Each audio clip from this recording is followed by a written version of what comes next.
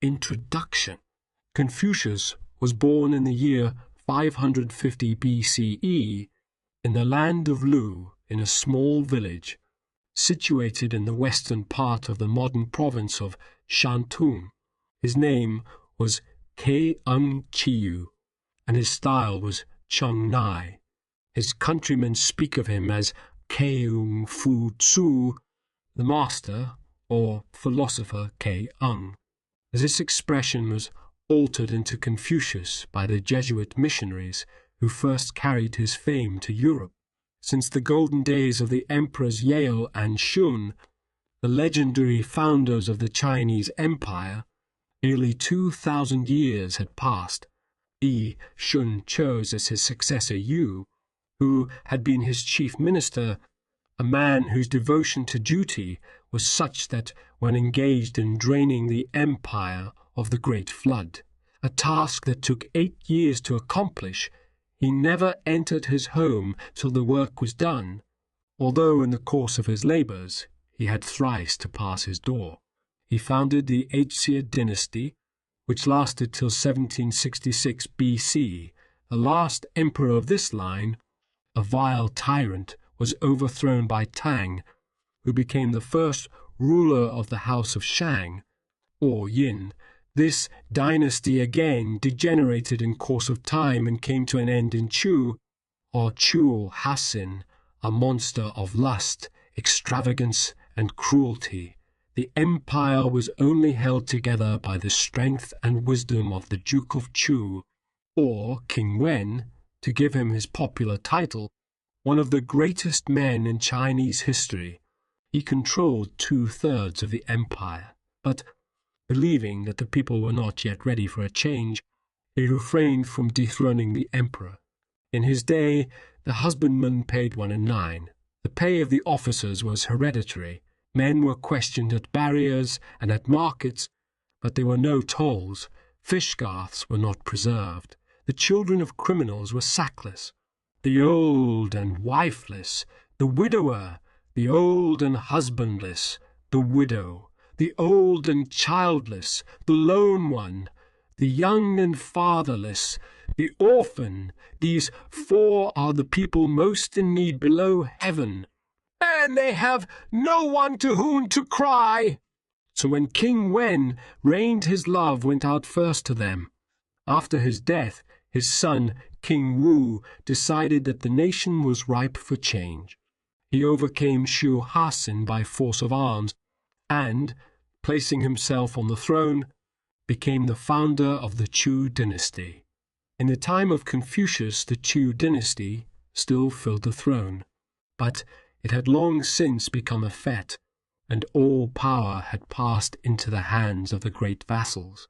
The condition of China was much like that of Germany in the worst days of the Holy Roman Empire. The emperor was powerless. The various vassal states were independent in all but name, and often at war one with the other.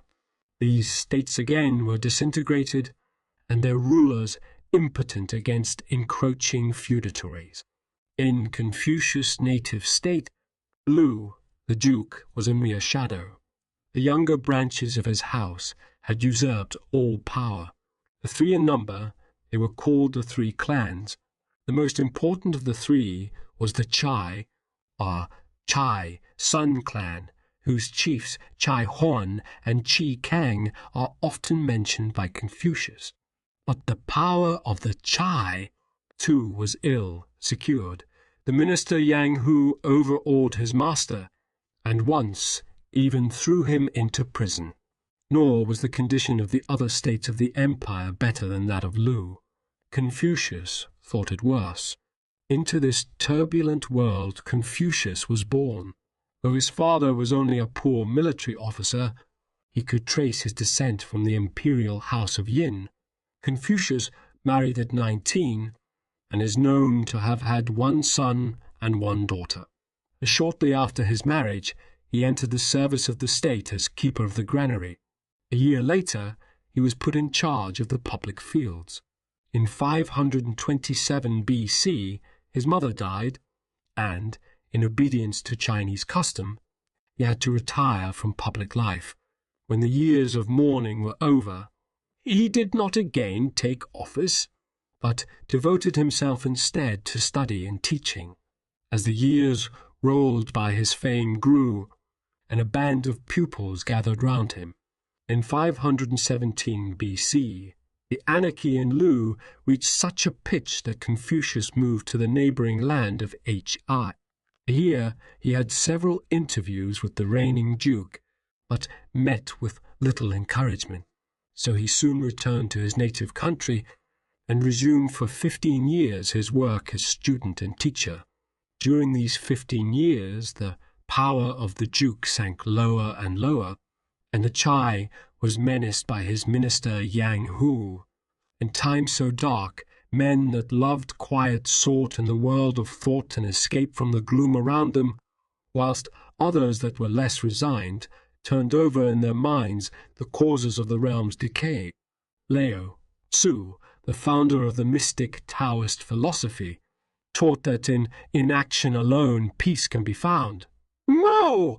Tzu proclaimed the doctrine of universal love, that we should love all men as we love self, love the parents of others as we love our own parents. Upright men were driven or fled from the world. Confucius often met them in his wanderings and was reproved for not doing as they did.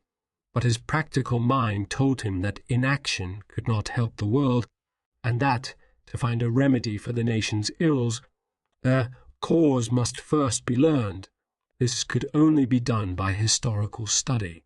He therefore devoted himself to the study of past times, edited in later life the Book of History, and compiled the work called Spring and Autumn, a history of his native state from 722 to 481 BCE, to bring again the golden days of Yao and should a return must be made to the principles of Wen and Wu, the kings that had rebuilt the empire after tyranny and selfishness had laid it low. Of impracticable ideals and renunciation of the world no good could come. At last, in 501 BC Yang, Hao was forced to flee from Lu, and prospects brightened.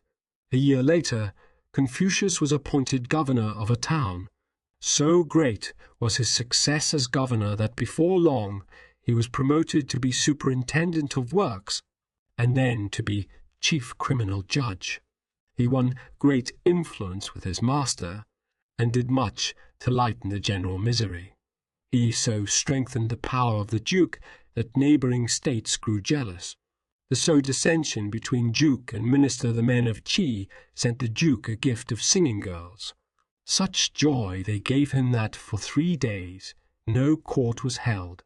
On this Confucius left the land 497 BCE. For the next 13 years, Confucius wandered from land to land, followed by his disciples, seeking in vain for a ruler that was willing to employ him and whom he was willing to serve.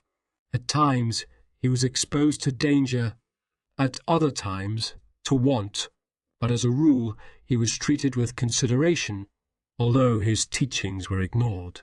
Yet 13 years of homeless wandering, of hopes deferred and frustrated, must have been hard to bear. When he left office, Confucius was already 53 years old, and his life so far seemed a failure. The sense of his wasted powers may well have tempted him now and again to take office under an unworthy ruler, but knowing that no good could come of it, he refrained, and probably he never seriously thought of doing so. In 483 BCE, when Confucius was 66 years old, through the influence of his disciple Jan Yu, who was in the service of the Chai, the master was invited to return to his native land. Here he remained till his death in 479 BC. He had many interviews with the reigning duke and the head of the Chai clan, but gained no influence over either of them. So he turned once more to his favorite studies, edited the Book of Poetry, perhaps the most interesting collection of ancient songs extant, and wrote Spring and Autumn. His closing years were darkened by the loss of those dearest to him.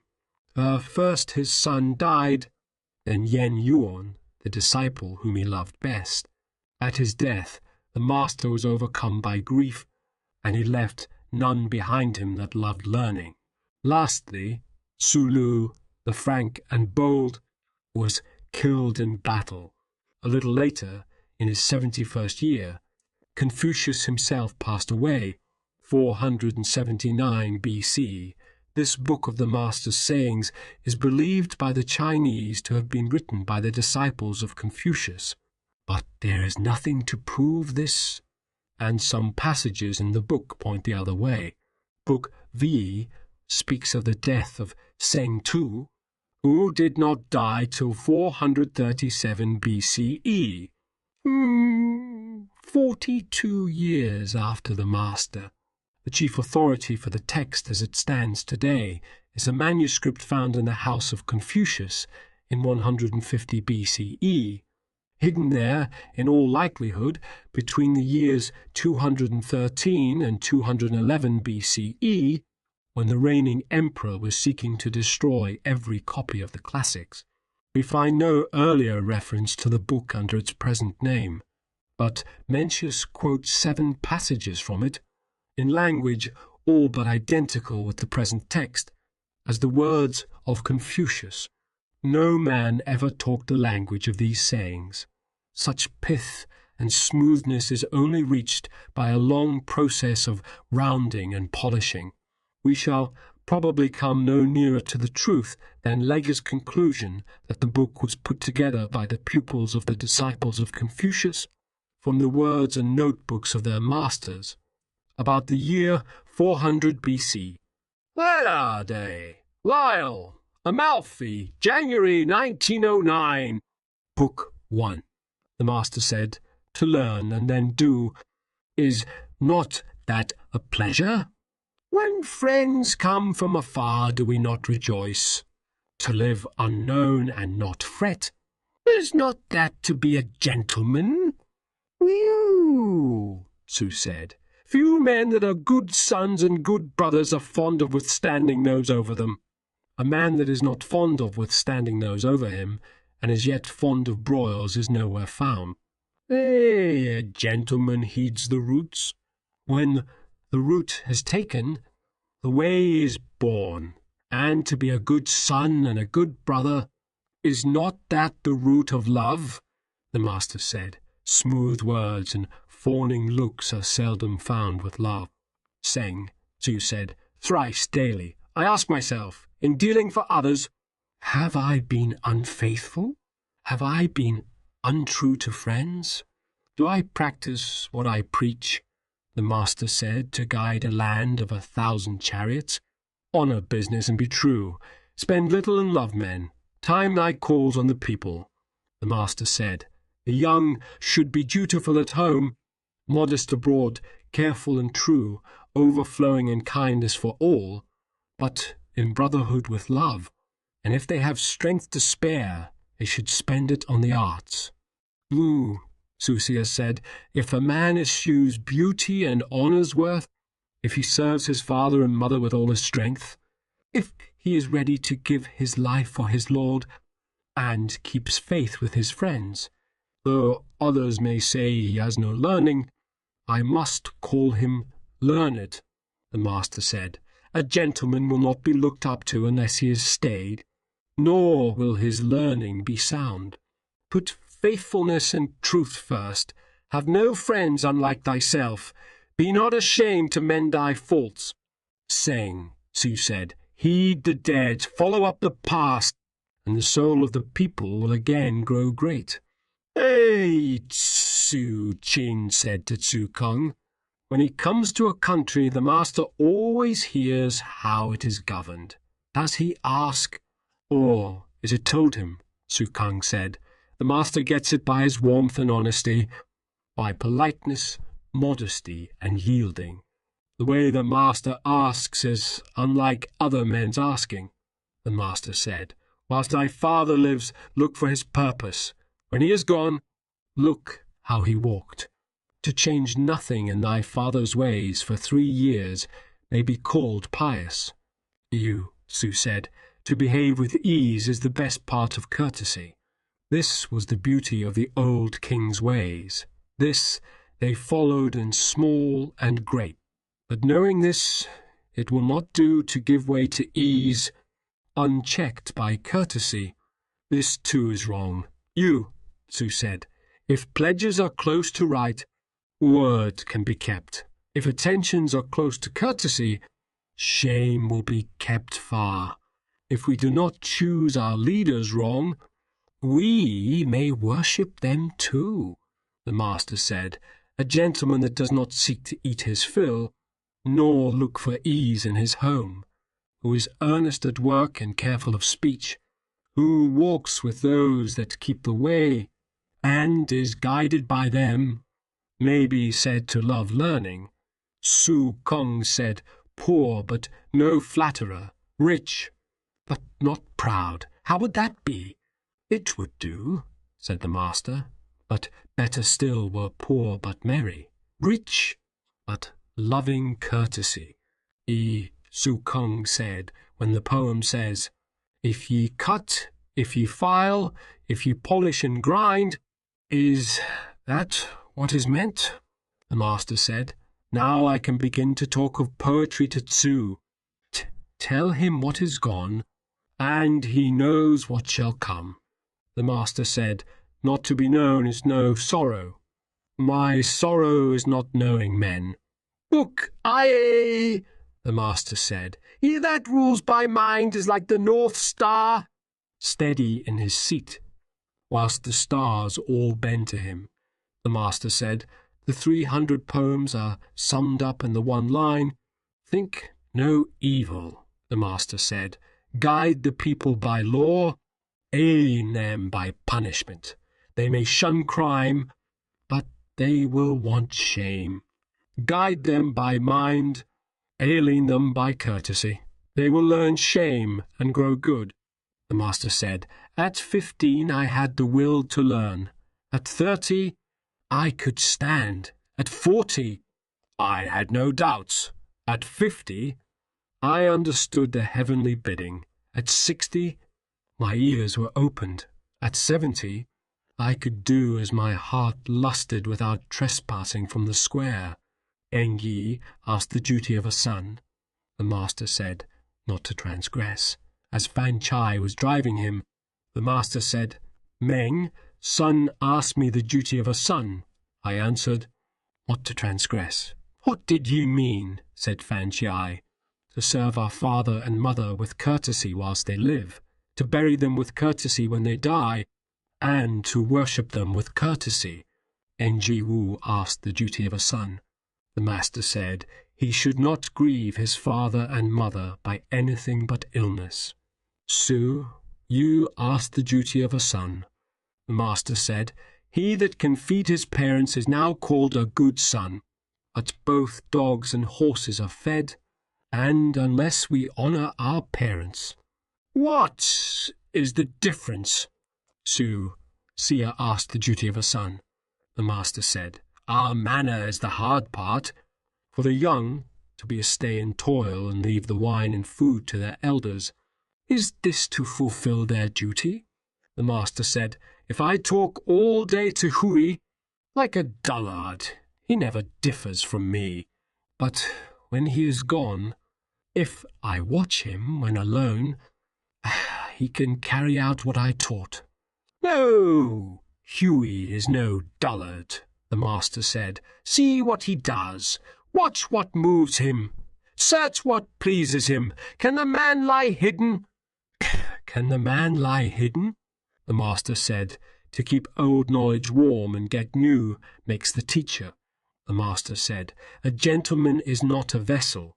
Su Kong asked. What is a gentleman? The master said. He puts words into deeds first, and follows these up with words. The master said, a gentleman is broad and fair, the small man takes sides and is narrow. The master said, learning without thought is naught. Thought without learning is dangerous. The master said, To fight strange doctrines does harm. The Master said, "You, shall I teach thee what is wisdom? To know what we know what we do not know, is wisdom." Su Chang learned with an eye to pay. The Master said, "Hear much, leave all that is doubtful alone. Speak warily of everything else, and few will be offended.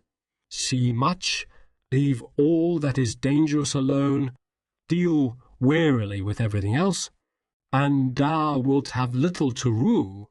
If thy words seldom give offence, and thy deeds leave little to rue." Pay will follow. Duke A asked, "What should I do to win the people?" Confucius answered, "Lift up the straight, put away the crooked, and the people will be won.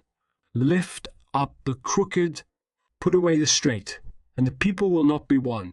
Chi Kang asked how to make the people lowly, faithful, and painstaking. The Master said, "Meet them with dignity. They will be lowly. Be a good son and merciful. They will be faithful. Lift up the good and teach the unskilled, and they will take pains." One said to Confucius, "Why do ye not govern?" "Sir," the Master said, "what does the book say of a good son?" "To be a good son and a friend to thy brothers is to show how to govern. This, too, is to govern. Must one be in office to govern?" The Master said, "A man without truth, I know not what good he is." A cart without a crosspole, a carriage without a yoke, how can they be moved? Su Chang asked whether we can know what is to be 10 generations hence. The Master said, "The Yin took over the manners of the Hasia. The harm and the good that they did them can be known. The Chu took over the manners of the Yin. The harm and the good that they did them can be known. And we may know what shall be, even 100 generations hence. Whoever follows shall," the Master said, "to worship the ghosts of men not akin to us is fawning. To see the right and not do it is want of courage." Book 3. Of the Chai having 8 rows of dancers in his courtyard, Confucius said, "If this is to be borne, what is not to be borne?" When the sacrifice was ended, the 3 clans had the young hymn sung. The Master said, "Princes and dukes assist, solemn as the Son of Heaven." "What meaning has this in the courtyard of the 3 clans?" The Master said, "A man without love, what is courtesy to him? A man without love, what is music to him?" Lin Fang asked what good form is at root. The Master said, "A big question. At high tides, thrift is better than waste. At burials, grief is worth more than nicety." The Master said, "Every wild tribe has its lord, whereas the lands of Sia have none. A Chai sacrificed to Mount Tai." The Master said to Jen Yu, "Canst thou not stop this?" He answered, "I cannot." "Alas," said the Master, "dost thou think Mount Tai less wise than Lin Fang?" The Master said, "A gentleman never strides with others. Or must he, perhaps, in shooting? But then, as he bows and makes way in going up or steps down to drink, his strife is that of a gentleman." Su, Thea asked, "What is the meaning of?" Her cunning smiles, her dimples light, her lovely eyes, so clear and bright, all unadorned, the background white. "Colouring," said the Master, "is second to the plain ground." "Then good form is second," said Zhu, sire. "Shang," said the Master, "thou hast hit my meaning." "Now I can talk of poetry to thee," the Master said. "I can speak of the manners of Hsia, but as proof of them Chai is not enough. I can speak of the manners of Yin, but as proof of them sung is not enough. This is due to their dearth of books and great men. If there were enough of these, I could use them as proofs." the master said after the drink offering at the great sacrifice. I have no wish to see more. One asked the meaning of the great sacrifice. The master said, I do not know. He that knew the meaning would overlook all below heaven as I do this. And he pointed to his palm.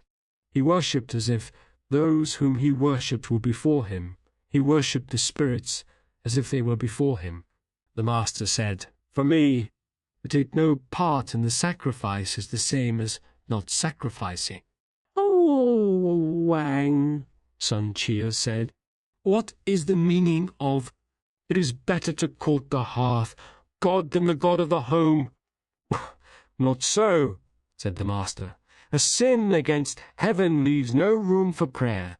The master said, Shu looks back on 2 lines of kings.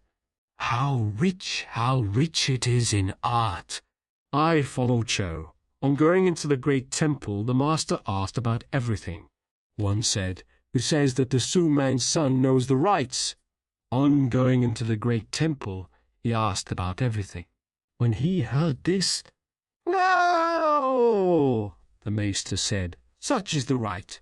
The maester said in shooting, The arrow need not go right through the target, for men are not the same in strength. This was the old rule. Su Kun wished to do away with the sheep offering at the new moon. The master said, Thou lovest the sheep? I do. I love the right. The master said, Serve the king with all courtesy. Men call it fawning. Duke Ting asked how a lord should treat his lieges, and how lieges should serve their lord. Confucius answered, The lord should treat his lieges with courtesy. Lieges should serve their lord faithfully. The master said, The poem The Osprey is glad. But what wanton? It is sad, but not morbid. Duke A asked you about the earth altars. They were answered. The emperors of the house of Hasia grew firs round them. The men of Yin grew cypress. The men of Chu grew chestnut, which was to say, let the people tremble. On hearing this, the master said, I do not speak of what is ended, chide what is settled, or find fault with what is past. The master said, How shallow was Quan Chung. But, said one, was not Quan Chung thrifty? The Quan, said the master, owned San Ki, and no one of his household held 2 posts. Was that thrift? At least Quan Chung knew good form. The master said, Kings screen their gates with trees. The Quan, too, had trees to screen his gate. When 2 kings are carousing, they have a stand for the turned-down cups. The Quan had a turned-down cup stand, too. If the king knew good form, who does not know good form? The master said to the great master of Lu, We can learn how to play music. At first, each part in unison, then a swell of harmony, each part distinct, rolling on to the finish. The warden of Yi asked to see Confucius, saying, No gentleman has ever come here whom I have failed to see. The followers took him in. On leaving, he said, My 2-3 boys, why lament your fall? The way has long been lost below heaven. Now heaven shall make the master into a warning bell. And the master said of the music of Shao, It is thoroughly beautiful, and thoroughly good, too. Of the music of Wu, he said, It is thoroughly beautiful, but not thoroughly good. The master said, Rank without beauty, ceremony without reverence, mourning without grief. Why should I cast them a glance? Book 4. The master said, Love makes a spot beautiful. Who chooses not to dwell in love? Has he got wisdom? The master said, Loveless men cannot bear need long. They cannot bear fortune long. Loving men find peace in love. The wise find profit in it. The master said, Love alone can love others or hate others. The master said, A will set on love is free from evil. The master said, wealth and honors are what men desire, but do not go from the way to keep them. Loneliness and want are hated by men, but do not go from the way to escape them. Shorn of love, is a gentleman worthy of the name? Not for one moment may a gentleman sin against love. He must not do so in flurry and haste, nor do so in utter overthrow. The master said, I have seen no one that loves love and hates uncharity. He that loves love will set nothing higher. The hater of uncharity is so given to love that no uncharity can enter into his life. If a man were to give his strength to love for one day, I have seen no one whose strength would fail him. There may be such men, but I have not seen one. The master said, a man and his faults are of a piece. By watching his faults we learn whether love be his. The master said, to learn the way at daybreak and die at eve were enough. The master said, a knight in quest of the way, who is ashamed of bad clothes and bad food, it is idle talking too. The master said, a gentleman has no likes or dislikes below heaven. He follows right. The master said, the gentleman cherishes mind, the small man cherishes dirt. Gentlemen trust in the law, the small man trusts in favor. The master said, the chase of gain is rich in hate. The master said, what is it to sway a kingdom by courteous yielding? If we cannot sway a kingdom by courteous yielding, what is our courtesy worth? The master said, care not for want of place, care for thy readiness to fill one. Care not for being unknown, but seek to be worthy of note. The master said, one line, Shen, runs through my way. Yes, said Tsang Su, after the master had left. The disciples asked what was meant. Tsang Su said, the master's way is no more than faithfulness and fellow-feeling. The master said, the gentleman is learned in right, the small man is learned in gain. The master said, at sight of worth think to grow like it, at sight of baseness search thyself within. The master said, a father or mother may be gently chidden. If thou seest they have no will to follow thee, be the more lowly, but do not give way, nor murmur at the trouble they give thee. Then the master said, whilst thy father and mother are living, do not wander afar. If thou must travel, hold a set course. The master said, he that changes nothing in his father's ways for 3 years may be called pious. The master said, a father and mother's years must be borne in mind, with gladness on the one hand and fear on the other. The master said, the men of old were loath to speak, for not to live up to their words would have shamed them. The master said, we shall seldom get lost if we hold to main lines. The master said, a gentleman wishes to be slow to speak and quick to do. The master said, a great soul is never friendless, he has always neighbors. Su, you said, nagging at kings brings disgrace, nagging at friends estrangement. Book 5 of Kung. Yeah, Chang the master said, a girl might be wedded to him, though he has been in fetters that was not his crime. He gave him his daughter to wed. Of Nanjung the master said, when the land keeps the way he will not be neglected, and if the land loses the way he will escape punishment and death. He gave him his brother's daughter to wed. Of Su Qian the master said, what a gentleman he is! But if there were no gentleman in Lu, where could he have picked it up? Su Kung asked. And what of me?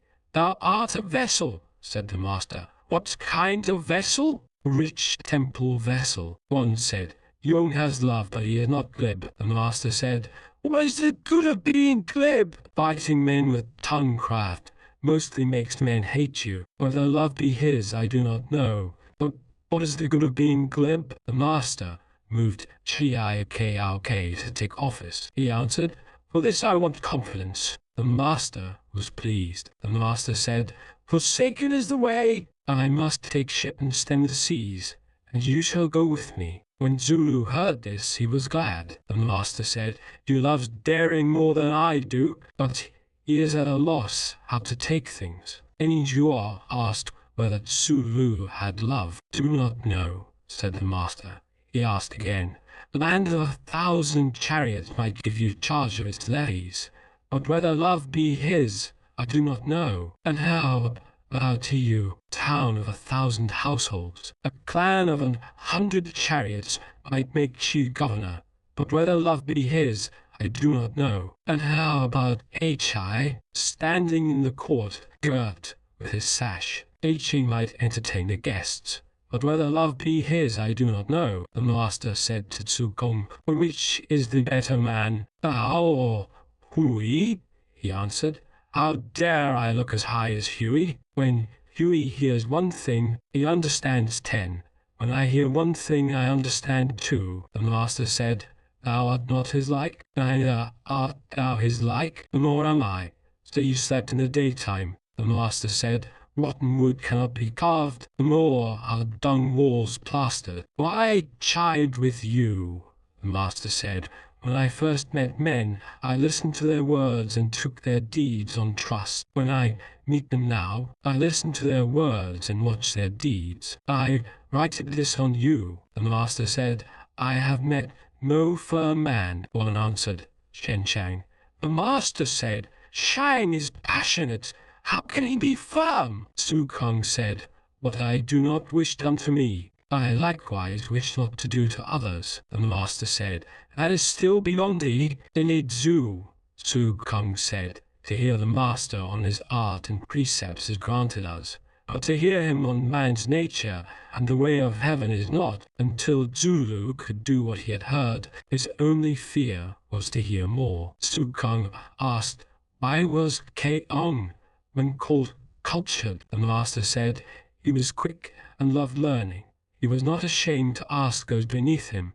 That is why he was called cultured." The master said, "Of the ways of a gentleman Su Shan had 4. His life was modest.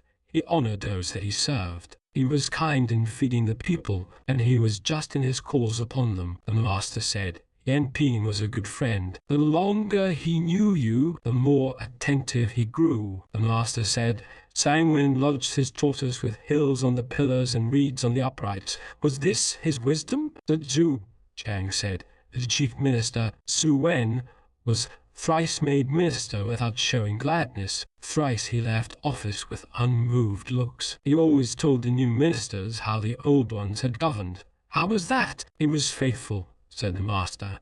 "But was it love?" "Do not know," said the master.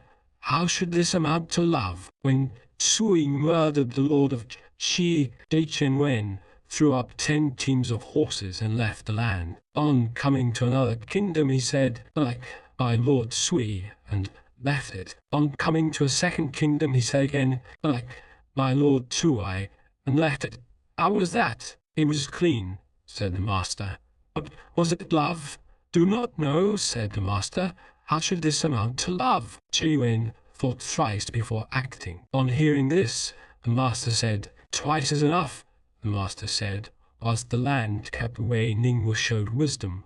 When his land lost the way, he grew simple. His wisdom we may come up to. Such simplicity is beyond us." When he was in Chen, the master said, "But home, I must go home. Zealous or rash or finished scholars, my young sons at home do not know what pruning they still need." The master said, "Because Pu Yi and Shu, I never remembered old wickedness, they made few enemies." The master said, "Who can call Wei Sheng Kaio straight?" A man begged him for vinegar.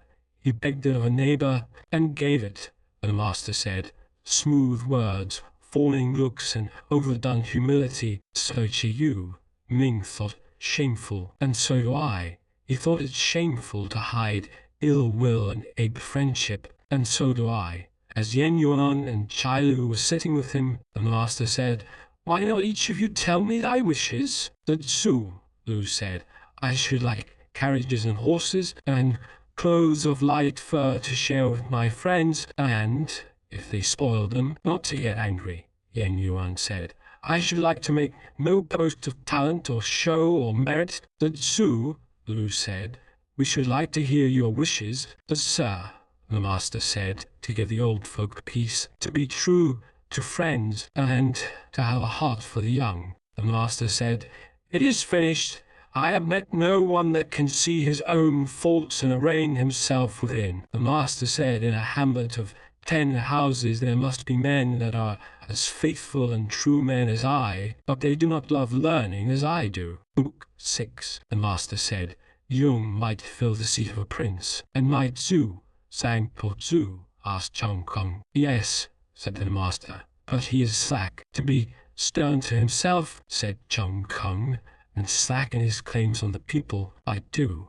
But to be slack himself and slack with others must surely be too slack. The master said, what Jung says is true. Duke Ai asked which disciples loved learning. Confucius answered, Yen Hui loved learning. He did not carry over anger. He made no mistake twice. Alas, his mission was short. He died.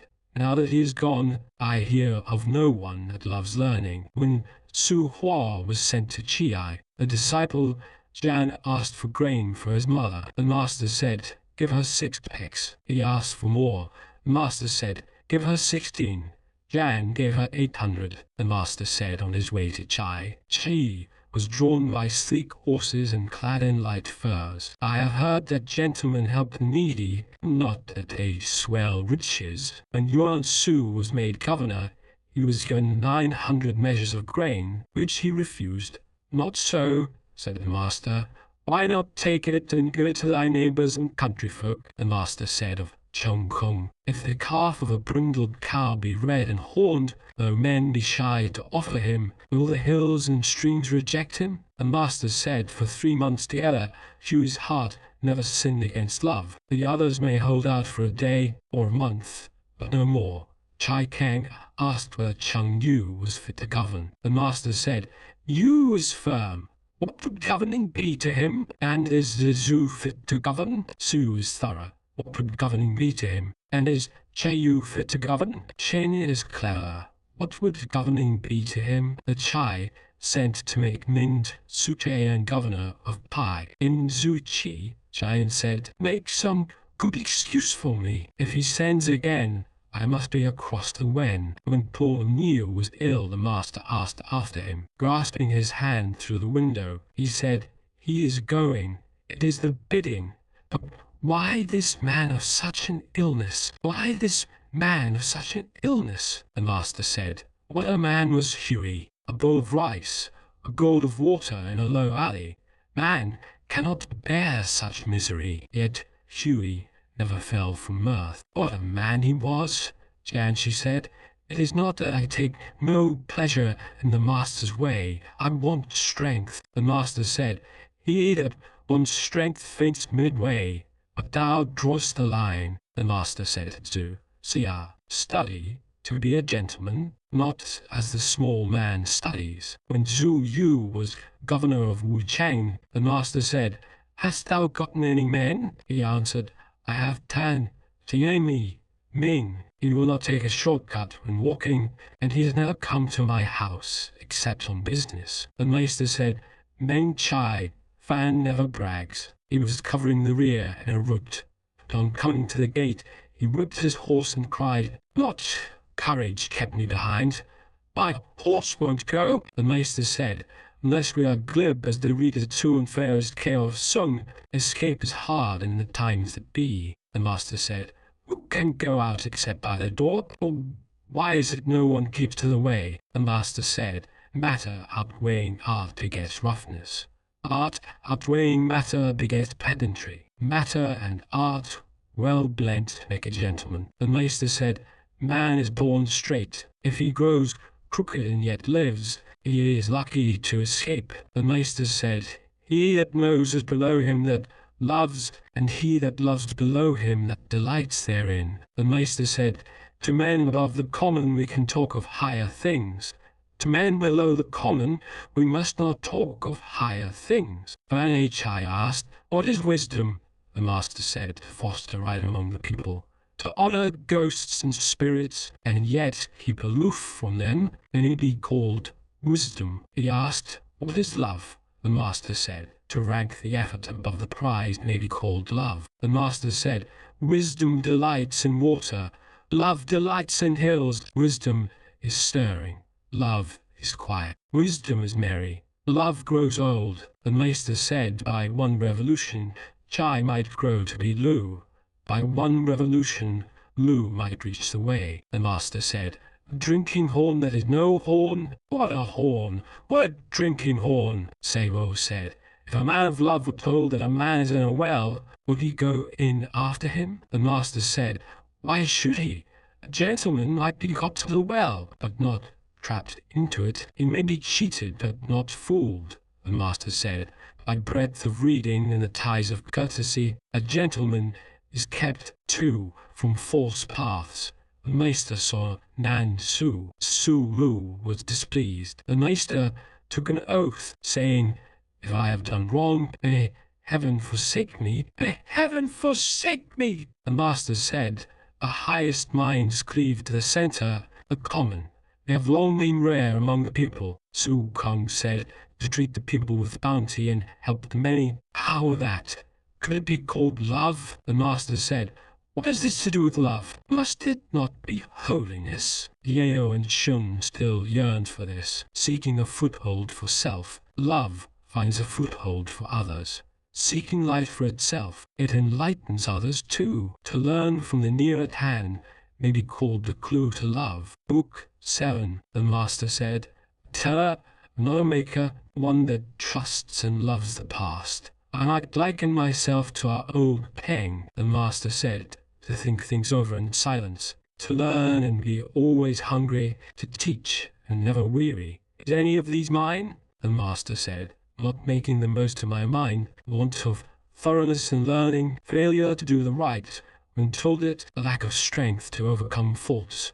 These are my sorrows." In his free moments, the master was easy and cheerful. The master said, "How deep is my decay! It is long since I saw the Duke of Chou in a dream." The master said, "Keep thy will the way, lean on mind, rest in love, move in art." The master said, "From the man that paid in dried meat upwards, I have withheld teaching from no one." The master said, "Only to those fumbling do I open, only for those stammering do I find the word. If I lift one corner and the other three are left unturned, I say no more." When eating beside a mourner, the master never ate his fill. On days when he had been wailing, he did not sing. The master said to Yen Yuan to go forward when in office and lie quiet when not. "Only I and thou can do that." The Zulu, Lu said, "If you had to lead 3 armies, sir, whom would you have with you?" "No man," said the maester, "that would face a tiger bare-fisted, or plunge into a river and die without a qualm, but one, indeed, who, fearing what may come, lays his plans well and carries them through." The master said, "If shouldering a whip were a sure road to riches, I should turn carter. But since there is no sure road, I tread the path I love." The master gave heed to abstinence, war, and sickness. When he was in Chai, for 3 months after hearing the Shao played, the master knew not the taste of flesh, did not suppose, he said, that music could reach such heights. Jiang said, "Is the master for the Lord of Wei?" "I shall ask him," said Tzu Kung. He went in and said, "What kind of men were poor?" "Yai and Shu, Chai, the worthy men of yore," said the master. "Did they rue the past? They sought love and found it. What had they to rue?" Tzu Kung went out and said, "The master is not for him." The master said, eating coarse rice and drinking water, with bent arm for pillow, "Who may be merry, but ill. Gotten wealth and honors are to me a wandering cloud." The master said, "Given a few more years, making 50 for learning the Yi, I might be freed from gross faults." The master liked to talk of poetry, history, and the upkeep of courtesy. Of all these, he liked to talk. The Duke of Xie asked Zulu about Confucius. Did Zulu did not answer. The master said, Why didst thou not say, he is a man that forgets to eat in his eagerness, whose sorrows are forgotten in gladness, who knows not that age draws near? The master said, I was not born to wisdom. I loved the past and sought it earnestly there. The master never talked of goblins, strength, disorder, or spirits. The master said, walking three together, I am sure of teachers. I pick out the good and follow it. I see the bad and shun it. The master said, Heaven make out the mind in me. What can Hall and Twee do to me? The master said, My 2-3 boys, do ye think I hide things? I hide nothing from you. I am a man that keeps none of his doings from his 2-3 boys. The master taught 4 things: art, conduct, faithfulness, and truth. The master said, A holy man I shall not live to see. Enough could I find a gentleman, a good man I shall not live to see. Enough could I find a steadfast one, but when nothing poses as something, cloud as substance and want as riches, it is hard indeed to be steadfast. The master angled, but he did not fish with a net. He shot, but not at birds sitting. The master said, There may be men that do things without knowing why. I do not. To hear much, pick out the good and follow it. To see much and think it over. This comes next to wisdom. To talk to the Hugh village was hard. When a lad was seen by the master, the disciples doubted. The master said, I allow his coming, not what he does later. Why be so harsh? If a man cleans himself to come in, I admit his cleanness, but do not warrant his past. The master said, Is love so far a thing? I long for love, and lo, love has come. A judge of Chen asked whether Duke Kao knew good form. Confucius answered, He knew good form. After Confucius had left, the judge beckoned Wu Machi to him, and said, I had heard that gentlemen are of no party, but do they too take sides? But this lord married a Wu, whose name was the same as his, and called her Miss Tsu of Wu. If he knew good form, who does not know good form? When Wu Machi told the master this, he said, How lucky I am. If I go wrong, men are sure to know it. When anyone sang to the master, and sang well, he made him sing it again and joined in. The master said, I have no more reading than others. To live as a gentleman is not yet mine. The master said, How dare I lay claim to holiness or love? A man of endless craving, who never tires of teaching, I might be called, but that is all. That is just what we disciples cannot learn, said Kung Isihua. When the master was very ill, the Zulu asked leave to pray. Is it done? Said the master. It is, answered Zulu. The memorials say, Pray to the spirits above, and to the earth below. The master said, Long-lasting has my prayer been. The master said, Waste makes men unruly, thrift makes them mean. But they are better mean than unruly. The master said, The gentleman is calm and spacious. The small man is always fretting. The master's manner was warm yet dignified. He was stern but not fierce. Humble yet easy. Book 8. The master said, Tai Po may be said to have carried nobility furthest. Thrice he refused all below heaven. Men were at a loss how to praise him. The master said, Without good form attentions grow into fussiness, heed becomes fearfulness, daring becomes unruliness, for frankness becomes rudeness. When gentlemen are true to kinsfolk, love will thrive among the people. If they do not forsake old friends, the people will not steal. When Tseng Su lay sick, he called his disciples and said, Uncover my feet, uncover my arms. The poem says, as if a deep gulf were yawning below, as crossing thin ice, take heed how ye go. I, little children, I have known how to keep myself unhurt until now and hereafter. When Tseng Su was sick, Meng Ching came to ask after him. Tseng Su said, when a bird is dying, his notes are sad. When man is dying, his words are good. The 3 branches of the way are dear to a gentleman. To banish from his bearing violence and disdain, to sort his face to the truth, and to banish from his speech what is low or unseemly. The ritual of chalice and platter has servitors to see to it, saying, Tzu said, when we can, to ask those that cannot, when we are more, to ask those that are less, having to seem wanting, real to seem shadow, and gainsaid, never answering back. I had a friend once that could do thus, saying, Tzu said, a man to whom an orphan, a few feet high, or the fate of 100 towns, may be entrusted, and whom no crisis can corrupt, is he not a gentleman? A gentleman indeed, saying, Tzu said, the knight had need be strong and bold, for his burden is heavy, the way is far, his burden is love, is it not a heavy one? No halt before death, is that not far? The master said, poetry rouses us, we stand upon courtesy, music is our crown. The master said, people may be made to follow, we cannot make them understand. The master said, love of daring and hatred of poverty lead to crime. A man without love, if he is sorely harassed, turns to crime.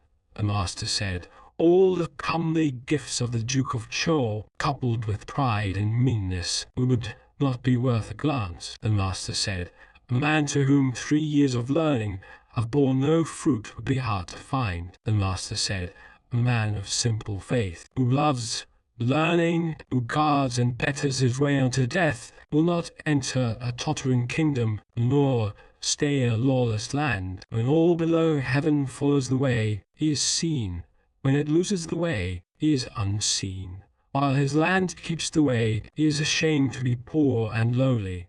But when his land has lost the way, wealth and honours shame him. The master said, when out of place, discuss not policy. The master said in the first days of the music, Master Chai, how the hubbub of the Quan Chu rose sea beyond sea, how it filled the ear. The master said, of men that are zealous, but not straight, dull, but not simple, helpless, but not truthful, I will know nothing. The master said, learn as though the time was short, like one that fears to lose. The master said, how wonderful was Shun and Yu, that all below heaven was nothing to them. The master said, how great our Lord was, Yao, wonderful, heaven alone is great, Yao alone was patterned on it, vast, boundless, men's words failed them, the wonder of the work done by him, the flame of his art and precepts. Shun had 5 ministers, and there was order below heaven. King Wu said, I have 10 uncommon ministers. Confucius said, the dearth of talent is not that the truth? When you followed Tang, the times were rich in talent, yet there were but 9 men in all, and 1 woman. In greatness of soul we may say that Chu was highest. He had 2/3 of all below heaven, and bent it to the service of Yin. The master said, I see no flaw in you. He ate and drank little, yet he was lavish in piety to the ghosts and spirits. His clothes were bad, but in his cap and gown he was fair indeed. His palace buildings were poor, yet he gave his whole strength to dikes and ditches. No kind of flaw can I see in you. Book 9. The master seldom spake of gain, or love, or the bidding. A man of the village of Ta Siang said, the great Confucius, with his vast learning, has made no name in anything. When the master heard this, he said to his disciples, what shall I take up? Shall I take up driving? Or shall I take up shooting? I shall take up driving. The master said, a linen cap is good form. Now silk is worn. It is cheap, so I follow the May. To bow below is good form. Now it is done above. This is arrogance, so breaking with the many, I still bow below.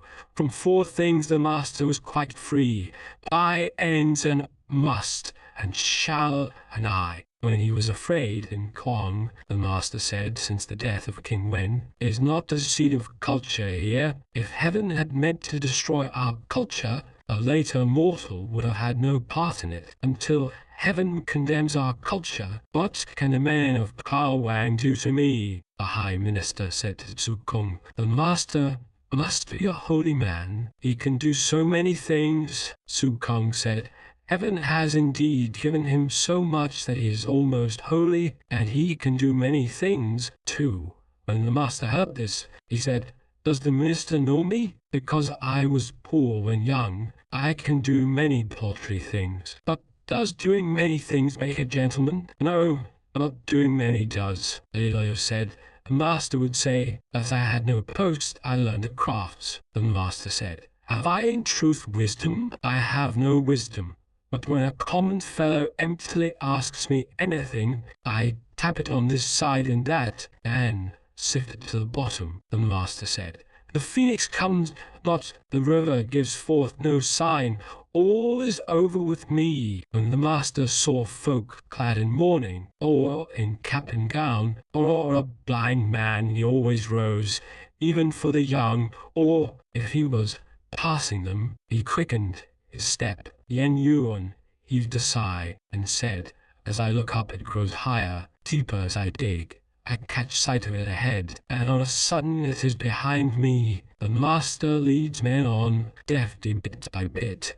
He widens me with culture, he binds me with courtesy. If I wished to stop, I could not until my strength was spent. What seems the mark stands near, but though I long to reach it, I find no way." When the master was very ill, the Zulu made the disciples act as ministers. During a better spell, the master said, "You has long been feigning this show of ministers. When I have no ministers, who will it take in? Will heaven be taken in? And is it not better to die in the arms of my 2-3 boys than to die in the arms of ministers? And if I miss a big burial, shall I die by the roadside?" Su Kong said, "If I had here a fair piece of jade, should I hide it away in a case, or seek a good price and sell it?" "Sell it, sell it," said the master. "I tarry for my price." The master wished to dwell among the 9 tribes. One said,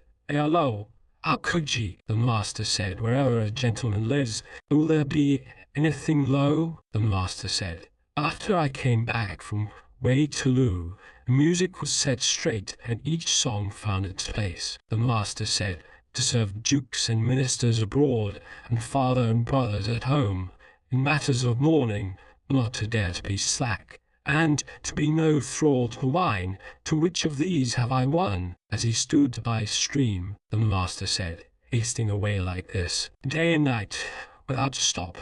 The master said, "I have seen no one that loves mind as he loves looks." The master said, in making a mound, "If I stop when one more basket would finish it, I stop when flattening ground. If, after overturning one basket, I go on, I go ahead." The master said, never listless when spoken to. Such was Huey. Speaking of Yen Yuan, the master said, "Pity of it. I saw him go on, but I never saw him stop." The master said, "Some sprouts do not blossom, some blossoms bear no fruit." The master said, "Or is due to youth. May not tomorrow be bright as today?" To men of 40 or 50 who are still unknown, no or is due. The master said, "Who would not give ear to a downright word, but to mend is better. Who would not be pleased by a guiding word, but to think out is better. With such as are pleased but do not think out, or who listen but do not mend, I can do nothing." The master said, "Put faithfulness and truth first. Have no friends unlike thyself. Be not ashamed to mend thy faults." The master said, 3 armies may be robbed of their leader, no wretch can be robbed of his will." The master said, "You is the man to stand, clad in a worn-out quilted gown, unashamed, amid robes of fox and badger, without hatred or greed. What but good does he do?" But when Sulu was everlastingly humming these words, the master said, "This is the way towards it, but how much short of goodness itself." The master said, "Alas, the cold days show how fear and cypress are last to fade." The master said, "Wisdom has no doubts, love does not fret, the bold have no fears." The master said, "With some we can learn together, but we cannot go their way. We can go the same way with others, though our standpoint is not the same. and with some, though our standpoint is the same, our weights and scales are not. 30. The blossoms of the plum tree are dancing in play. My thoughts are with thee in thy home far away. The master said, her thoughts were not with him. Or how could he be far away? Book 10. Among his own country folk, Confucius wore a homely look, like one that has no word to say. In the ancestral temple and at court, his speech was full but cautious. At court, he talked frankly to men of low rank, winningly to men of high rank. When the king was there, he looked intent and solemn. When the king bade him receive guests, his face seemed to change and his legs to bend. He bowed left and right to those beside him, straightened his robes in front and behind, and swept forward with arms spread like wings. When the guest had left, he brought back word, saying, the guest is no longer looking. As he went in at the palace gate, he stooped as though it were too low for him. He did not stand in the middle of the gate, or step on the threshold. When he passed the throne, his face seemed to change, and his legs to bend. He spake with bated breath. As he went up the hall to audience, he lifted his robes, he bowed his back, and masked his breathing till it seemed to stop. As he came down, he relaxed his face below the first step, and looked pleased. From the foot of the steps, he swept forward with arms spread like wings, and when he was back in his seat, he looked intent as before. When he carried the scepter, his back bent as under too heavy a burden. He lifted it no higher than in bowing, and no lower than in making a gift. His face changed as it were with fear, and he dragged his feet as though they were fettered. When he offered his present, his manner was formal, but at the private audience he was cheerful. The gentleman was never decked in violet or mauve.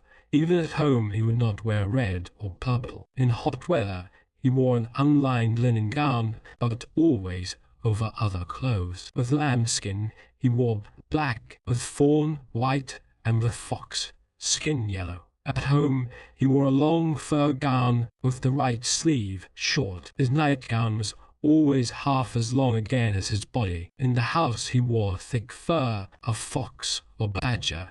When he was not in mourning, there was nothing missing from his girdle, except for sacrificial dress. He was sparing of stuff. He did not wear lamb's fur or a black cap on a morning visit. At the new moon he always put on court dress and went to court. On his days of abstinence he always wore linen clothes of a pale colour, and he changed his food and moved from his wonted seat. He did not dislike well-cleaned rice or hash chopped small. He did not eat sour or mouldy rice, bad fish, or tainted flesh. He did not eat anything that had bad colour, or that smelt bad, or food that was badly cooked or out of season. Food that was badly cut or served with the wrong sauce he did not eat. However much flesh there might be, it could not conquer his taste for rice. To wine alone he set no limit, but he did not drink enough to muddle him. He did not drink port wine, or eat ready, dried market meat. He never went without ginger at a meal. He did not eat much. After a sacrifice at the palace, he did not keep the flesh over night. He never kept sacrificial flesh more than 3 days. If it had been kept longer, it was not eaten. He did not talk at meals, nor speak when he was in bed, even at a meal of coarse rice, or herb broth, or gourds. He made his offering with all reverence. If his mate was not straight, he would not sit down. When the villagers were drinking wine, as those that walked with a staff left, he left too. At the village exorcisms, he put on court dress and stood on the east steps. When sending a man with inquiries to another land, he bowed twice to him and saw him out. When Cain gave him some drugs, he bowed, accepted them, and said, I have never taken them. I dare not taste them. On coming back from court after his stables had been burnt, the master said, Is anyone hurt? He did not ask about the horses. When the king sent him cooked meat, he put his mat straight and tasted it first. When he sent him raw flesh, he had it cooked and offered it to the spirits. When he sent him a live beast, he kept it alive. When he ate in attendance on the king made the offering. He tasted things first. When he was sick, and the king came to see him. He lay with his head to the east, with his court dress over him and his girdle across it. When he was called by the king's bidding, he walked without waiting for his carriage. On going into the great temple, he asked about everything. When a friend died, who had no home to go to, he said, "It is for me to bury him." When friends sent him anything, even a carriage and horses, he never bowed, and as the gift was sacrificial flesh, he did not sleep like a corpse. At home he unbent. Even if he knew him well, his face changed when he saw a mourner. Even when he was in undress, if he saw anyone in full dress, or a blind man, he looked grave. To men in deep mourning and to the census bearers he bowed over the crossbar. Before choice meats, he rose with changed look. At sharp thunder or a fierce wind, his look changed. When mounting his carriage, he stood straight and grasped the cord. When he was in it, he did not look round, or speak fast, or point. Seeing a man's face, she rose, flew round and settled. The master said, "In Pheasant on the Ridge, it is the season. It is the season." Lu went towards her. She sniffed thrice and rose. Book 11. The master said, "Savages!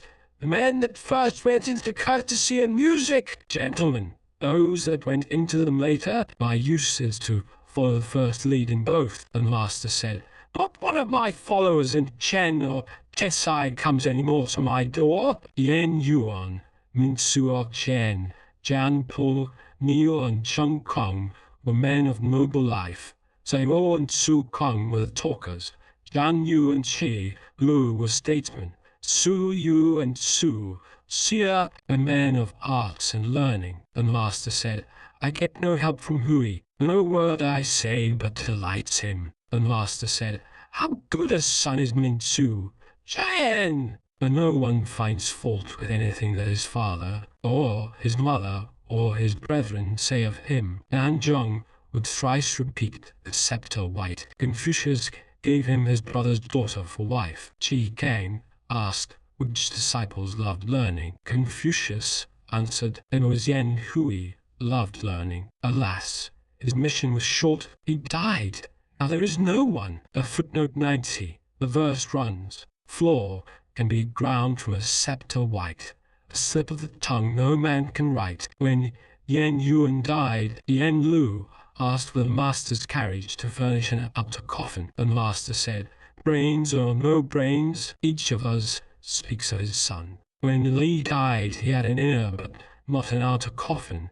I would not go on foot to furnish an outer coffin. As I follow in the wake of the ministers, I cannot go on foot." When Yen Yuan died, the master said, "Woe is me! Heaven has undone me. Heaven has undone me." When Yen Yuan died, the master gave way to grief. His followers said, "Sir, ye are giving way." The master said, "Am I giving way?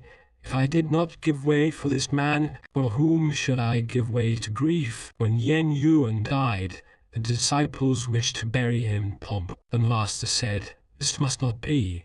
The disciples buried him in pomp. The master said, "Hui treated me as his father. I have failed to treat him as a son. No, not I, but I too, 3 boys."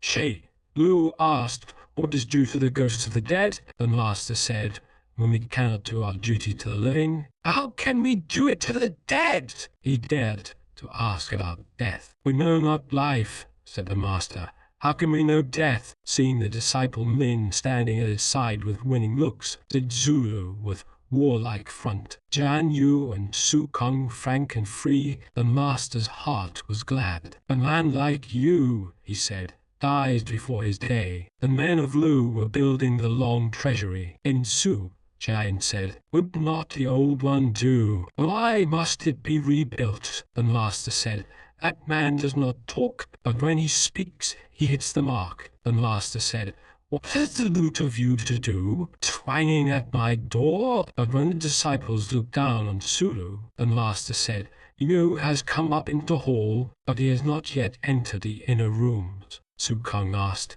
"Which is the better, Chai or Shang?" The master said, "Chai goes too far, Shang not far enough." "Then is Shai the better?" said Su Kong. Too far, said the master, is no nearer than not far enough. The Chai was richer than the Duke of Chou, yet Shu became his tax-gatherer and made him still richer. He is no disciple of mine, said the master. My little children, he may beat your drums and make war on him. The Chai is simple, Shen is dull, Shai is smooth, Yu is coarse, the master said. Shui is almost faultless, and he is often empty. The Zhu will not bow to the bidding, and he heaps up riches, but his views are often sound. Su Chang asked, What is the way of a good man? The master said, He does not tread the beaten track, and yet he does not enter the inner rooms. The master said, Commend a man for plain speaking. He may prove a gentleman, or else, but seeming honest. Su, Lu said, Shall I do all I am taught? The master said, Whilst thy father and elder brothers live. How canst thou do all thou art taught? Jian Yu asked. Shall I do all I am taught? The master said, Do all thou art taught. Come. Shi Hao said, You asked, Shall I do all I am taught? And he said, Sir, whilst thy father and elder brothers live. Yu asked, Shall I do all I am taught? And he said, Sir, do all thou art taught. I am in doubt, and dare to ask you, sir, the master said. Chi Yu is bashful, so I egged him on.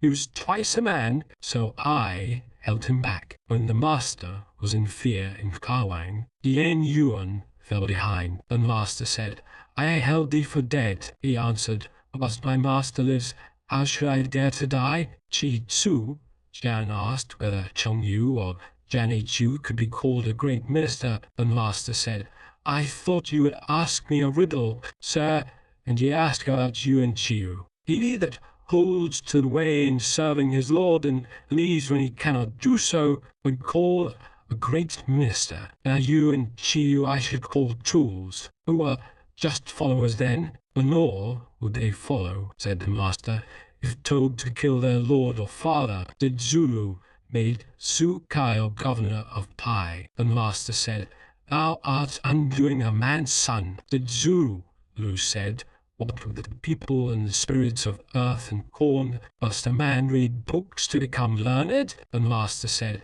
This is why I hate a glib tongue. The master said to Tzu, Lu, Sang Si, Jian Yu, and Kung Si Hua, as they sat beside him, I may be a day older than you, but forget that. You are wont to say, I am unknown. Well, if you were known, what would you do? Su Lu answered lightly, Give me a land of 1,000 chariots, crushed between great neighbors, overrun by soldiers and surged by famine, and within 3 years I could put courage into it and high purpose. The master smiled. What wouldst thou do, Hu? He said. He answered, Give me a land of 60 or 70, or 50 or 60 square miles, and within 3 years I could give the people plenty. As for courtesy and music, then he would wait the coming of a gentleman. And what wouldst thou do? I Chai, he answered. I do not speak of what I can do, but of what I should like to learn. At services in the ancestral temple, or at the grand audience, I should like to fill a small part. And what wouldst thou do, Tian? Tian stopped playing, pushed his still-sounding lute aside, arose and answered, My choice would be unlike those of the other 3. What harm in that? Said the master. Each but spake his mind. In the last days of spring, all clad for the springtime, with 5 or 6 young men and 6 or 7 lads, I would bathe in the Yi, be fanned by the wind in the rain god's glade, and go back home singing. The master said with a sigh. I sighed with Tian. Sang Si stayed after the other 3 had left, and said, What did ye think, sir, of what the 3 disciples said? Each but spake his mind, said the master. Why did ye smile at you, sir? Lands are swayed by courtesy, but what he said was not modest. That was why I smiled. Yet did not Chai Yu speak of a state? Where would 60 or 70, or 50 or 60 square miles be found that are not a state? And did not Chai Tu speak of a state? Who but great vassals are there in the ancestral temple, or at the grand audience? But if she were to take a small part, who would fill a big one. Book 12. Yen Yuan asked, "What is love?" The master said, "Love is to conquer self and turn to courtesy. If we could conquer self and turn to courtesy for one day, all below heaven would turn to love. Does love flow from within, or does it flow from others?" Yen Yuan said, "May I ask what are its signs?" The new master said, "To be always courteous of eye and courteous of ear. To be always courteous in word and courteous in deed." Yen Yuan said, "Though I'm not clever, I hope to live by these words." Chung Kung asked, "What is love?" The master said, "Without the door to behave as though a great guest were come, to treat the people as though we tendered the great sacrifice, not to do unto others what we would not they should do unto others, to breed no wrongs in the state and breed no wrongs in the home." Chung Kung said, "Though I am not clever, I hope to live by these words." Suma Nia asked, "What is love?" The master said, "Love is slow to speak." To be slow to speak, can that be called love? The master said, "Can that which is hard to do be lightly spoken?" Suma Nia asked, "What is a gentleman?" The master said, "A gentleman knows neither sorrow nor fear." No sorrow and no fear, can that be called a gentleman? The master said, such is his heart, it is blameless.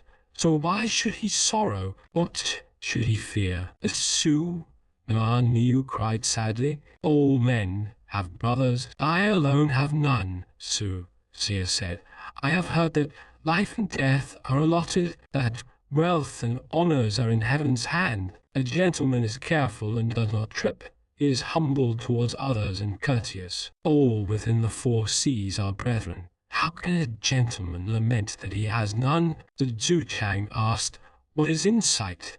The master said, "Not to be moved by lap and wash of slander, or by plaints that pierce to the quick. It may be called insight. Yea, whom lap and wash of slander, or plaints that pierce to the quick, cannot move, may be called far-sighted." The Zhu Kang asked, "What is kingcraft?" The master said, "Food enough, troops enough, and the trust of the people." The Zhu Kang said, "If it had to be done, which could best be spared of the 3 troops?" Said the master, "And if we had to, which could better be spared of the other 2? Food," said the master. "From of old all men die, but without trust a people cannot stand." Di Zhu Chang said, "It is the stuff alone that makes a gentleman. What can art do for him?" "Alas, my lord," said Su Kung, "how you speak of a gentleman. No team overtakes the tongue. The art is no less than the stuff. The stuff is no less than the art. Without the fur, a tiger or a leopard's hide is no better than the hide of a dog or a goat." The Duke I said to Yu Zhou, "In this year of dearth I have not enough for my wants. What should be done?" "We might tithe the people," answered Yu Zhou. "5th is not enough," said the Duke. "How could I do with a 10th, when all his folk have enough?" answered Yu Zhou. "Shall the Lord alone not have enough?" "When none of his folk have enough, shall the Lord alone have enough?" Su Chang asked how to raise the mind and scatter delusions. The new master said, "Put faithfulness and truth first, and follow the right. The mind will be raised. We wish life to what we love and death to what we hate. To wish it both life and death is a delusion, whether prompted by wealth or not, yet you made a distinction." "Qing, Duke of Qi," asked Confucius, "what is kingcraft?" Confucius answered, "For the lord to be lord and the liege, the father to be father and the son. "True indeed," said the Duke. "If the lord were no lord and the liege no liege, though the father no father and the son no son, though the grain were there, how could I get anything to eat?" The new master said, "To stint a quarrel with half a word, you is the man." The Jew who never slept over a promise. The new master said, at hearing lawsuits, "I am no better than others. What is needed is to stop lawsuits." The Zhu Chang asked, "What is kingcraft?" The master said, "To be tireless of thought and faithful in doing." The new master said, "Breadth of reading and the ties of courtesy will keep us too from false paths." The master said, The gentleman shapes the good in man, it does not shape the bad in him. The small man does the contrary. Chi Kane asked Confucius how to rule. Confucius answered, "To rule is to set straight. If ye give a straight lead, sir, we will dare not go straight." Chi Kang, being troubled by robbers, asked Confucius about it. Confucius answered, "If ye did not wish it, sir, though you rewarded him, no man would steal." Chi Kang Dang, speaking of King Craft to Confucius, said, "To help those that follow the way, should we kill the men that will not?" Confucius answered, "Sir, what need has a ruler to kill? If ye wished for goodness, sir, the people will be good. The gentleman's mind is the wind, and grass are the minds of small men. As the wind blows, so must the grass bend." Su Chang asked, "What must a knight be? But for him to be called eminent?" The master said, "What dost thou mean by eminence?" The Zhu Chang answered, "To be famous in the state and famous in his home." "That is fame, not eminence," said the master. "The eminent man is plain and straight and loves right. He weighs words and scans looks. He takes pains to come down to men, and he shall be eminent in the state and eminent in his house. The famous man wears a mask of love, but his deed belie it. Self-confident and free from doubts, fame will be his in the state and fame be his in his home." Whilst walking with the master in the rain god's glade, Fan Chai said to him, "May I ask how to raise the mind, amend evil and scatter errors?" "Well asked," said the master. "Rank thy work above success. Will not the mind be raised? Fight the bad in thee, not the bad in other men. Will not evil be mended? One angry morning to forget both self and kin. Is that no error?" Fan Chai asked. "What is love?" The master said, "To love men." He asked, "What is wisdom?" The master said, "To know men." Fan Chai did not understand. Then the master said, "Lift up the straight, put by the crooked, and crooked men will grow straight." Fan Chai withdrew, and seeing Su Haisa, said to him, "Master saw me, and I asked him what wisdom is." He answered, "Lift up the straight, put by the crooked, and crooked men will grow straight." What did he mean? "How rich a saying," said Zhu Xia. When Shun had all below heaven, he chose Kaio. Yayo from the many lifted him up, and the men without love fled. When Tang had all below heaven, he chose Yin from the many lifted him up, and the men without love fled. The Zukong asked about friends. Then the master said, "Talk faithfully to them, and guide them well. If this is no good, stop. Do not bring shame upon thee." Tseng Tzu said, "A gentleman gathers friends by culture and stays love with friendship." Book 13. Su Lu asked how to rule. The master said, "Go before, work hard." When asked to say more, he said, "Never flag." When he was steward of the Chai, Chung Kung asked how to rule. The master said, "Let officers act first. Overlook small faults. Lift up brains and worth." Chung Kung said, "How shall I get to know brains and worth to lift them up?" "Lift up those thou dost know," said the master, "and those thou dost not know. Will other men pass by?" Su Lu said, "The Lord of Wei waits for you, sir, to govern. How shall you begin?" "Surely," said the master, "by putting names right." "Indeed," said Su Lu, "that is far-fetched, sir. Why put them right?" "What a savage you is," said the master. "A gentleman is tongue-tied when he does not understand. If names are not right, words do not fit. If words do not fit, affairs go wrong.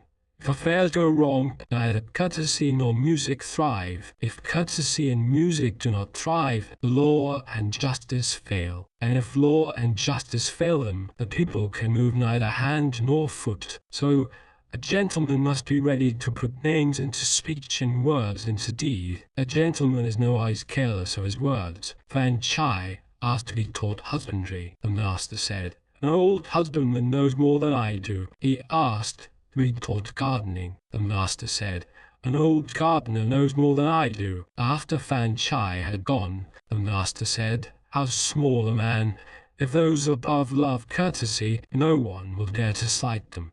If they love right, no one will dare to disobey. If they love truth, no one will dare to hide their hearts. Then, from the four corners of the earth, folk will gather with their children on their backs. And what need will there be for husbandry? The master said. Though a man have conned 300 poems, if he stands helpless when put to govern, if he cannot answer for himself when he is sent to the four corners of the earth, many they are, what have they done for him? The master said, the man of upright life is obeyed before he speaks. Commands even go unheeded when the life is crooked. The master said, the governments of Lu and Wei are brothers. Speaking of Qing, of the ducal house of Wei, the master said, he was wise in his private life. When he had begun to save, he said, this seems enough. When he grew better off, he said, this seems plenty. When he had grown rich, he said, this seems splendor. When Jian Yu was guiding him to Wei, the master said, what numbers? Jian Yu said, since numbers are here, what next is needed? Wealth, said the master. And what comes next after wealth? Teaching, said the master. The master said, if I were employed for a 12-month, much could be done. In 3 years, all would be ended. The master said, if good men were to govern a land for 100 years, cruelty would be conquered and putting to death done away with. How true are these words? The master said, even if a king were to govern, a lifetime would pass before love dawned. The master said, what is governing to a man that can rule himself? If he cannot rule himself, how shall he rule others? As the disciple Jian came back from court, the master said to him, why so late? At business of state, he answered. Household business, said the master. If it had been business of state, though I am out of office, I should have heard of it, Duke Ting asked.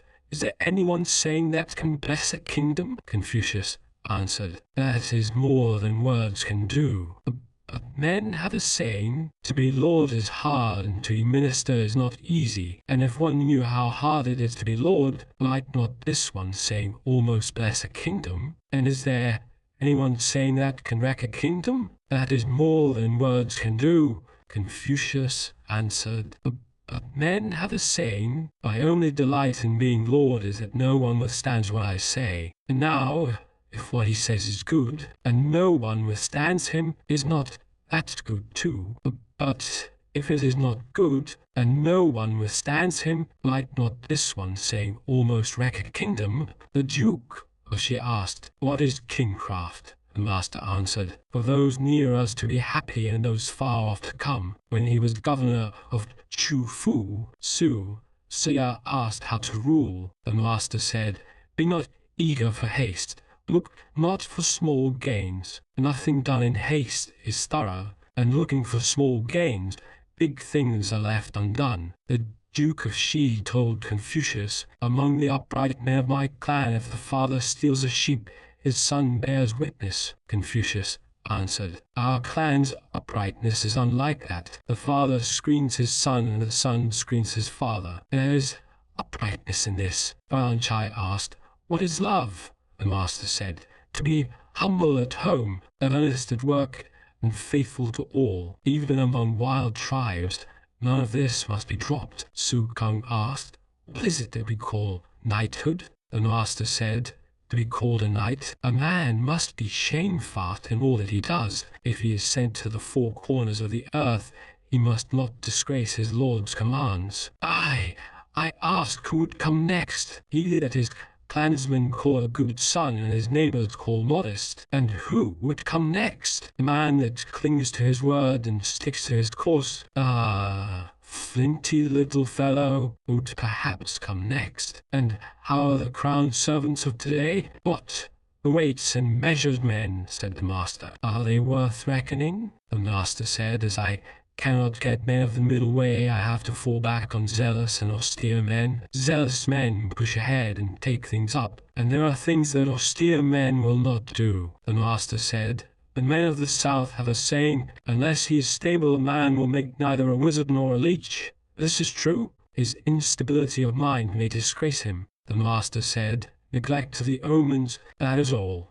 The master said, gentlemen unite, but are not the same. Small men are all the same, but each for himself. Su Kung said, if the whole countryside loved a man, how would that be? It would not do, said the master. And how would it be if the whole countryside hated him? It would not do, said the master. It would be better if all the good men of the countryside loved him, and all the bad men hated him, the master said. A gentleman is easy to serve and hard to please. If we go from the way to please him, he is not pleased, but his commands are measured to the man. A small man is hard to serve and easy to please. Though we go from the way to please him, he is pleased, but he expects everything of his men. The master said, a gentleman is high-minded, but not proud.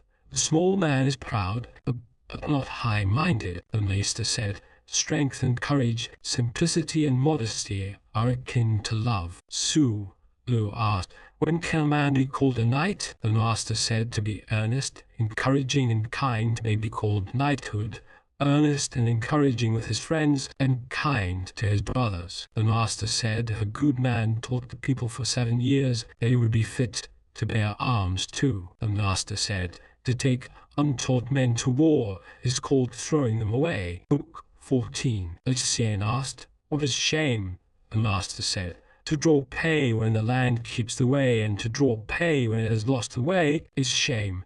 To eschew strife and bragging, despite and greed, would that be love? The master said, that may be hard to do, but I do not know that it is love. The master said, a knight that is fond of ease does not amount to a knight. The master said, whilst the land keeps the way, be fearless of speech and fearless in deed. When the land has lost the way, be fearless in deed, but soft of speech. The master said, a man of mind can always talk, but talkers are not always men of mind. Love is always bold, though boldness is found without love. Nan Kung Ku said to Confucius, I shot well.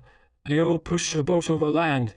Each died before his time. Liu and Qi toiled at their crops, and had all below heaven. The master did not answer, but when Nan Kung Ku had gone, he said, what a gentleman he is! How he honours mind! The master said, alas! There have been gentlemen without love, but there has never been a small man that was not wanting in love. The master said, can he love thee that never tasks thee? Can he be faithful that never chides? The master said, the decrees were drafted by Pi Shen, criticized by Shi Shu, polished by the foreign minister Tzu Yu, and given the final touches by Su Chan of Tung Li. When he was asked what he thought of Su Chan, the master said, a kind-hearted man. Asked what he thought of Zhu Hasi, the master said, of him, what I think of him. Asked what he thought of Kuan Chung, the master said, he was the man that drove the Po from the town of Pian with its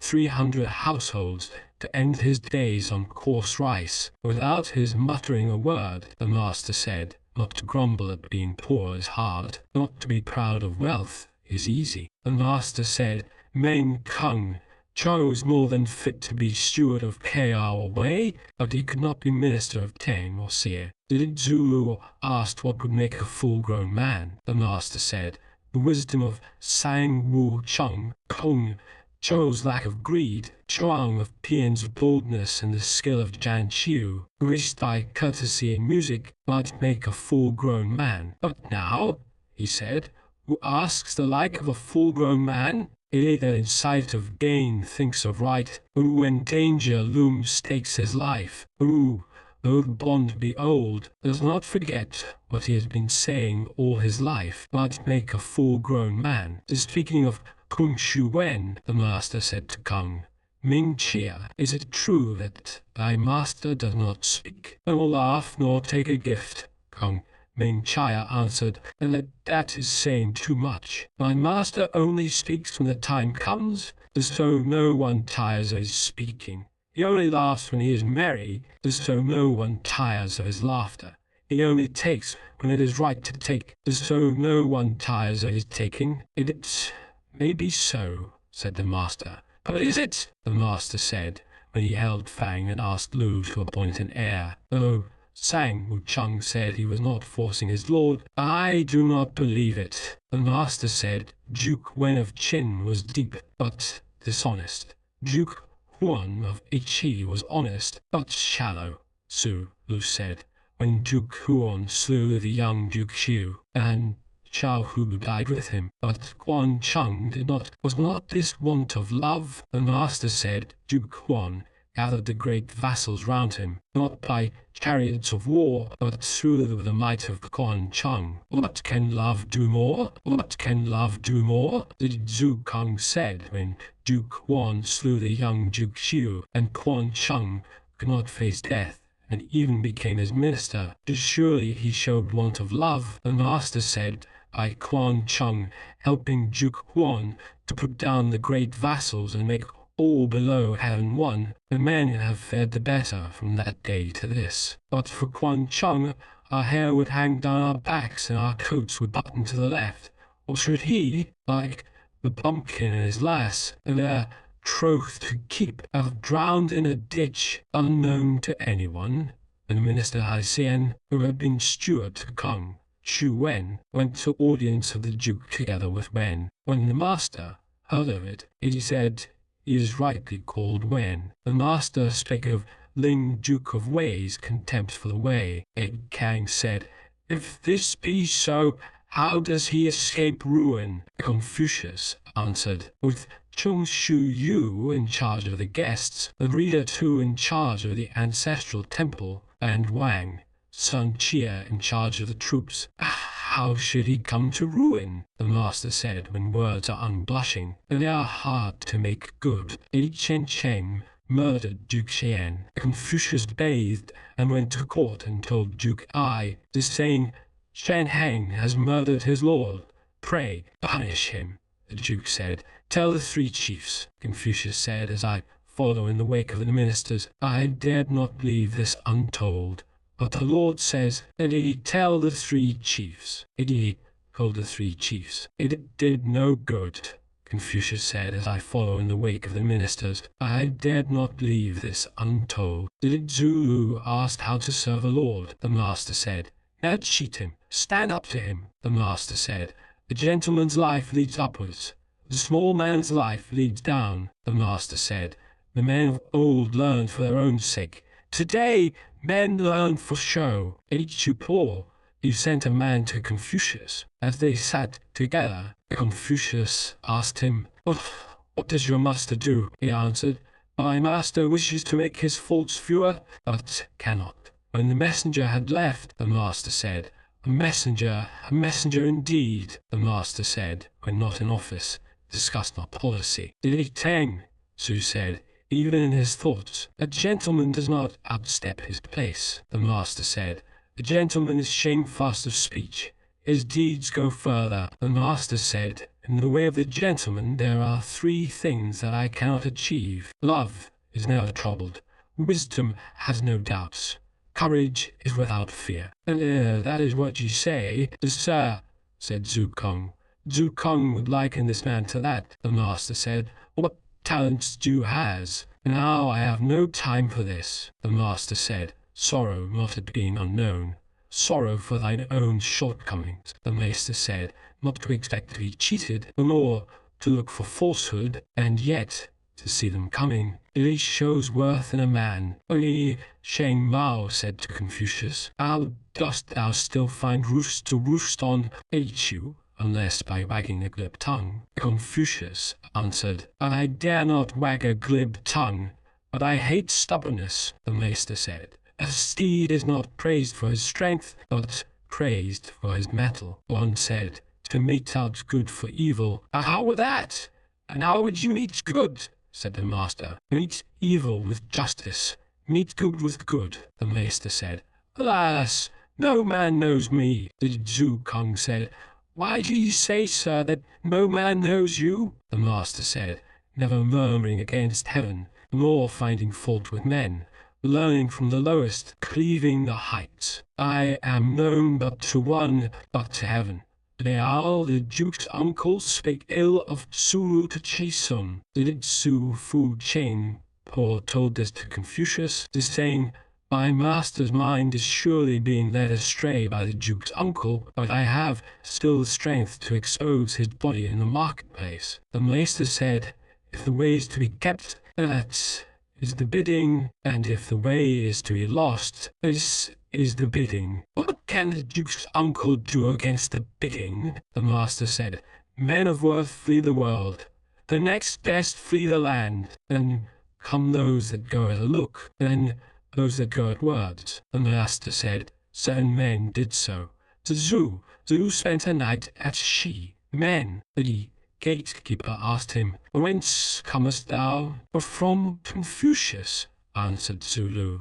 The man that knows it is no good and yet must still be doing, said the gatekeeper. When the master was chiming his sounding stones in way, a basket bearer said, as he passed the door, the heart is full that it chimes those stones. But then he said, for shame, what a tinkling sound, if no one knows thee. Have done. Wade the deep places, lift thy robe through the shadows, the master said. Where there's a will, that is nowise hard. Did it Su? Chang said. What does the book mean by saying that Kao Tsung in his morning shed did not speak for 3 years? Why pick out Kao Tsung? Said the master. The men of old were all thus. For 3 years after their lord had died, 100 officers did each his duty, and hearkened to the chief minister. The master said, when those above love courtesy, the people are easy to lead. Did it Zulu? Asked. What makes a gentleman? The master said, to be bent on becoming better. Is that all?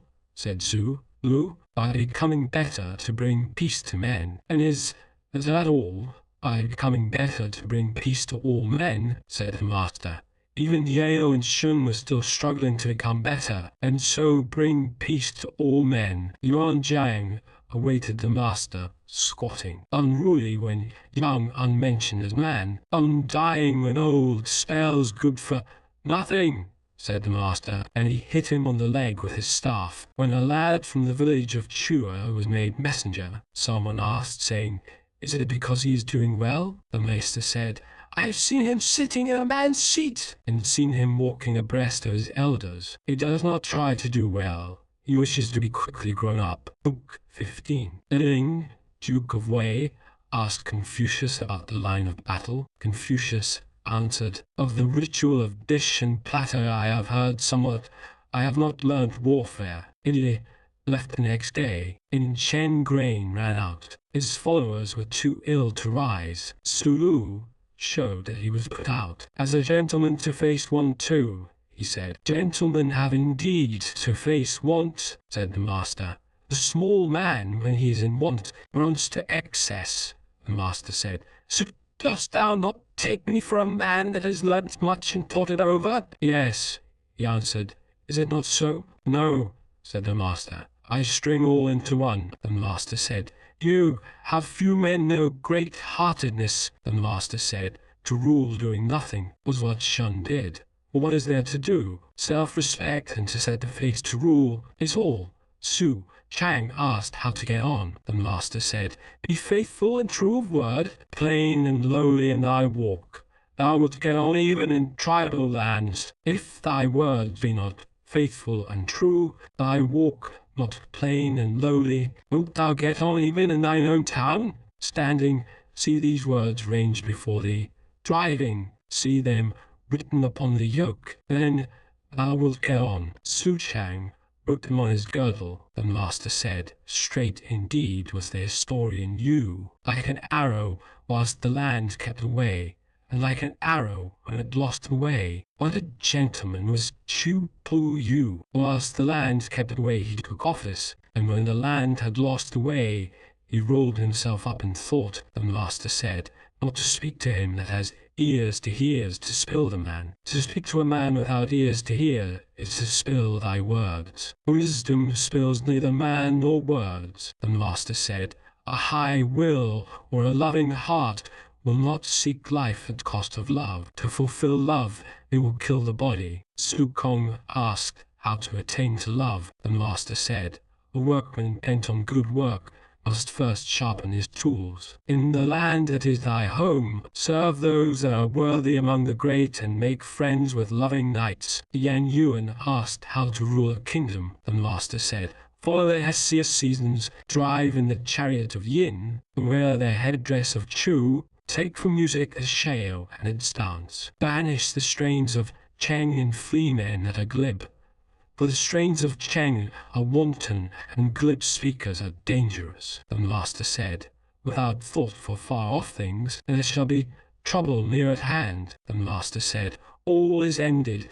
I have seen no one that loves mind as he loves looks. The master said, did not Sanguine filch his post. He knew the worth of Lu Hasia Hui, and did not stand by him. The master said, by asking much of self and little of other men, ill feeling is banished. The master said, unless a man say, would this do?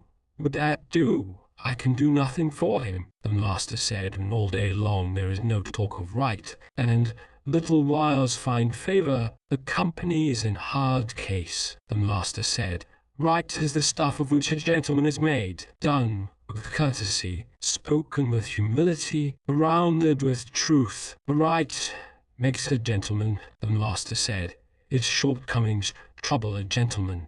To be unknown does not trouble him. The master said, a gentleman fears that his name shall be no more heard when life is done. The master said, a gentleman asks of himself, the small man asks of others. The master said, a gentleman is firm, but not quarrelsome, a friend, but not a partisan.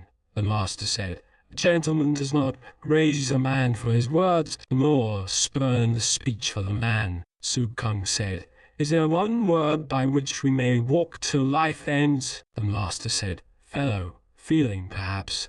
Do not do unto others what thou wouldst not have done to thee. The master said, of the men that I meet, whom do I cry down? Whom do I overpraise? Or, if I overpraise them, it is after testing them. It was owing to this people that the 3 lines of kings went a straight way. The master said, I have still known historians that would leave a gap in their text, and men that would lend a horse to another to ride. Now it is so no more. The master said, cunning words confound the mind. Petty impatience confounds great projects. The master said, a hatred of the many must be looked into. A love of the many must be looked into. The master said, man can exalt the way. It is not the way that exalts the man. The master said, the fault is to cleave to a fault. The master said, I have spent whole days without food and whole nights without sleep, thinking, and gained nothing by it. The learning is better. The master said, a gentleman thinks of the way. He does not think of food. Sorrow and famine may follow. Learn, and pain may come. But a gentleman grieves for the way. To be poor does not grieve him. The master said, what wisdom has got will be lost again, unless love hold it fast. Wisdom to get and love to hold fast, without dignity of bearing, will not be honoured among men. Wisdom to get, love to hold fast, and dignity of bearing, without courteous ways are not enough. The master said, gentleman has no small knowledge, but he can carry out big things. The small man can carry out nothing big, but he may be knowing in small things. The master said, love is more to the people than fire and water. I have seen men come to their death by fire and water. I have seen no man that love brought to his death. The master said, when love is at stake, yield not to an army. The master said, a gentleman is consistent, but not changeless. The master said, a servant of the king honours his work and puts food after it. The master said, learning knows no rank. The master said, mingle not in projects with a man whose way is not thine. The master said, the whole end of speech is to be understood. When he saw the music, Master Mean, the master said as he came to the steps, here are the steps. On coming to the mat, he said, here is the mat. When all were seated, the master told him, he and he are here. After the music master had gone, Su Chang said, is this the way to speak to a music master? The master said, surely it is the way to help a music master. Book 16. The Chai was about to make war on Chuan. Yu. When Confucius saw Jian Yu and Chai Lu, they said to him, "The Chai is going to deal with Chuan Yu." Confucius said, "After all, Chai Yu, art thou not in the wrong? The kings of old made Chuan Yu lord of Tongmeng. But moreover, as Chuan Yu was inside our borders, it is the liege of the spirits of earth and core of our land. So how can you make war upon it?" Jian Yu said. "Our master wishes it. Did Sulu and I, his two ministers, do not either of us wish it?" Confucius said. Chuan used to say, "He that can put forth his strength takes his place in the line. He that cannot stands back. Who will take to help him a man that has no stay in danger and no support in falling? Moreover, what thou sayest is wrong. If a tiger or buffalo escapes from his pen, if tortoiseshell or jade is broken in its case, who is to blame?" Jian Yu said. "But Chuan Yu is now strong, and it is near to ply. If it is not taken now, in days to come, it will bring sorrow on our sons and grandsons." "Hu," said Confucius, instead of saying, "I want it. A gentleman hates to plead that he need must. I have heard that fewness of men does not vex a king or a chief, but unlikeness of lot vexes him. But poverty does not vex him, but want of peace vexes him. For if wealth were even, no one would be poor. In harmony is number. Peace prevents a fall. Thus, if far-off tribes will not submit, bring them in by encouraging mind and art. And when they come in, give them peace. But now, when far-off tribes will not submit, ye too, helpers of your lord, cannot bring them in. The kingdom is split and falling, and ye cannot save it. Yet inside our land ye plot to move spear and shield. The sorrows of Chai's grandsons will not rise in Chuan Yu. I fear they will rise within the palace wall." Confucius said, "When the way is kept below heaven, courtesy, music, and punitive wars flow from the Son of Heaven. When the way is lost below heaven, courtesy, music, and punitive wars flow from the great vassals. When they flow from the great vassals, they will rarely last for 10 generations. When they flow from the great ministers, they will rarely last for 5 generations. When underlings sway a country's fate, they will rarely last for 3 generations. When the way is kept below heaven, power does not lie with great ministers. When the way is kept below heaven, common folk do not argue." Confucius said, "For 5 generations its income has passed from the ducal house. For 4 generations power has lain with the great ministers and humbled, and therefore, of the sons and grandsons of the 3 Huang," Confucius said, "there are 3 friends that help us, and 3 that do us harm. But the friends that help us are a straight friend, an outspoken friend, and a friend that has heard much. But the friends that harm us are plausible friends, but friends that like to flatter, and friends with a glib tongue." Confucius said, "There are 3 delights that do good, and 3 that do us harm. Those that do good are delight in dissecting good form and music, delight in speaking of the good in men, and delight in having many worthy friends. Those that do harm are proud delights, delight in idle roving, and delight in the joys of the feast." Confucius said, "Men that wait upon lords fall into 3 mistakes. To speak before the time has come is rashness. Not to speak when the time has come is secrecy. To speak heedless of looks is blindness." Confucius said, "A gentleman has 3 things to guard against. In the days of thy youth, ere thy strength is steady, beware of lust. When manhood is reached, in the fullness of strength, beware of strife. In old age, when thy strength is broken, beware of greed." Confucius said, "A gentleman holds 3 things in awe. He is in awe of the bidding of heaven. He is in awe of great men, and he is awed by the words of the holy. The small man knows not the bidding of heaven, and holds it not in awe. He is saucy towards the great. He makes game of holy men's words." Confucius said, "The best men are born wise. Next come those that grow wise by learning. Then those that learn from toil. Those that do not learn from toil are the lowest of the people." Confucius said, A gentleman has 9 aims: to see clearly, to understand what he hears, to be warm in manner, dignified in bearing, faithful of speech, keen at work, to ask when in doubt, in anger to think of difficulties, and in sight of gain to think of right. Confucius said, in sight of good to be filled with longing, to look on evil as scolding to the touch. I have seen such men, I have heard such words, to live apart and search thy will, to achieve thy way by doing right.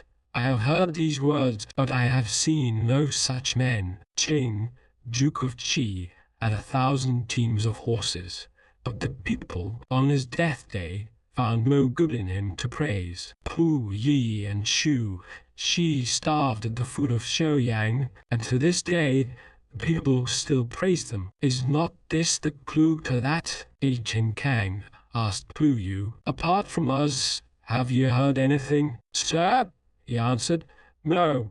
Once as my father stood alone and I sped across the hall, he said to me, art thou learning poetry? I answered, no. He that does not learn poetry, he said, has no hold on words. I withdrew and learned poetry. Another day, when he again stood alone and I sped across the hall, he said to me, art thou learning courtesy? I answered, no. He that does not learn courtesy, he said, has no foothold. I withdrew and learned courtesy. These 2 things I have heard. Chen Kang withdrew and cried gladly, I asked 1 thing and I get 3. I hear of poetry, I hear of courtesy, and I hear too that a gentleman stands aloof from his son. A king speaks of his wife as my wife. She calls herself handmaid. Her subjects speak of her as our Lord's wife. But when they speak to foreigners, they say, our little queen. Foreigners speak of her, too, as the Lord's wife. Book 17. Yang Hu wished to see Confucius. Confucius did not go to see him. He sent Confucius a sucking pig. Confucius chose a time when he was out and went to thank him. They met on the road. He said to Confucius, come, let us speak together. To cherish a gem and undo the kingdom, can that be called love? It cannot, said Confucius. To love office and miss the hour again and again, can that be called wisdom? It cannot, said Confucius. The days and months go by. The years do not wait for us. True, said Confucius. I must take office, the master said. Men are near to each other by nature. The lives they lead sunder them, the master said. Only the wisest and stupidest of men never change. As the master came to Luo Chang, he heard sounds of lute and song. But why use an ox knife to kill a fowl? Said the master, with a pleased smile. Su, you answered, master. Once I heard you say, a gentleman that has learnt the way loves men. Small folk that have learnt the way are easy to rule. I, too, 3 boys, said the master. What Yen says is true. I spake before in play. Kung, Chan Fu, Jao held pie in rebellion. It called the master who wished to go. Sulu said in displeasure, this cannot be. Why must you go to Kung Shan? The master said, he calls me, and would that be all? Could I not make an Eastern Jew of him that uses me? Zhu Chang asked Confucius what is love. Confucius said, love is to mete out 5 things to all below heaven. I ask what they are. Modesty and bounty, said Confucius. Truth, earnestness, and kindness. A modesty escapes insult. Bounty wins the many. Truth gains men's trust. Earnestness brings success. And kindness is enough to make men work. P.C. called the master. Who wished to go? Zulu said, Master, I heard you say once, to men whose own life is evil, no gentleman will go. P.C. holds Chung, Mao in rebellion. How could ye go to him? Sir, yes, I said so, answered the master. But there's not a thing called hard that cannot be ground thin. White, if steeping will not turn it black. And am I a gird? Can I hang without eating? The master said. Hast thou heard the 6 words? You and the 6 they sink into? He answered. No, sit down, and I shall tell thee. The thirst for love without love of learning sinks into simpleness. Love of knowledge without love of learning sinks into vanity. Love of truth without love of learning sinks into cruelty. The love of straightness without love of learning sinks into rudeness. Love of daring without love of learning sinks into turbulence. Love of strength without love of learning sinks into oddity. The master said, "My little children, why do you not learn poetry? Poetry would ripen you, teach you insight, friendliness, and forbearance, show you how to serve your father at home, and teach your Lord abroad, and it would teach you the names of many birds and beasts, plants and trees." The master said to Po Yu, "Hast thou done the Chou Nan and Shao Nan? If he that has not done the Shu Nan and Shao Nan is like a man standing with his face to the wall." The master said, "Courtesy, courtesy is the cry, but are jade and silk the whole of courtesy? Music, music is the cry, but are bells and drums the whole of music?" The master said, "Fierce looks and weakness within are like the small man, like the thief that breaks through or clambers over a wall." The master said, "The plain townsman is the bane of mind." The master said, "To turn to the dust all that we hear upon the way is to lay waste the mind." The master said, "How can we serve the king with a low fellow who is itching to get what he wants and trembling to lose what he has? This trembling to lose what he has may lead him anywhere." The master said, "Men of old had 3 failings, which have, perhaps, died out today. Ambitious men of old were not nice. Now they are unprincipled. Stern men of old were hard. Now they are quarrelsome. Ignorant men of old were straight. Now they are false. That is all."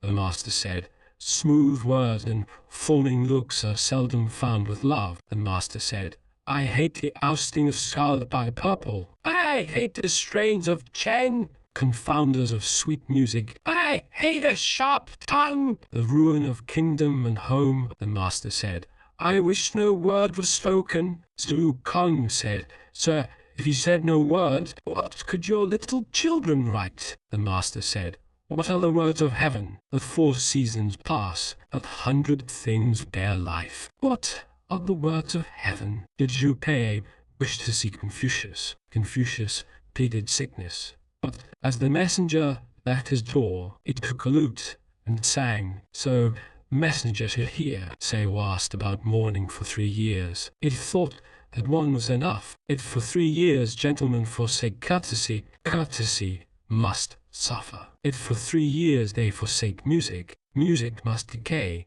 The old grain passes, the new grain sprouts, the round of woods for the fire. Drill is ended in 1 year, the master said, feeding on rice clad in brocade. "Couldst thou be at rest?" "Could," he answered. "Then do what gives thee rest."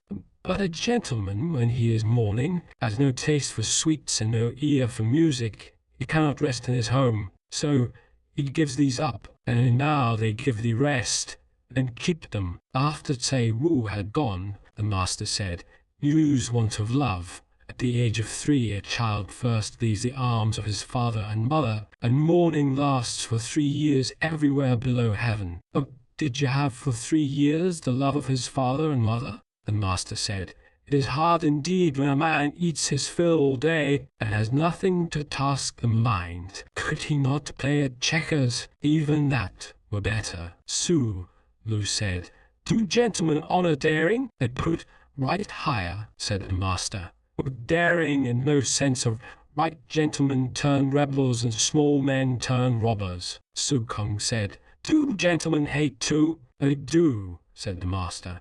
"They hate the sounding of evil deeds. They hate men of low estate that slander those over them. They hate daring without courtesy. They hate men that are stout and fearless, but blind." "Zhu," he said, "dost thou hate too? Hate those that take spying for wisdom, who take want of manners for courage, and take telling for honesty?" The master said, "Only maids and serving lads are hard to train. If we draw near to them, they get unruly. If we hold them off, they grow spiteful, the master said.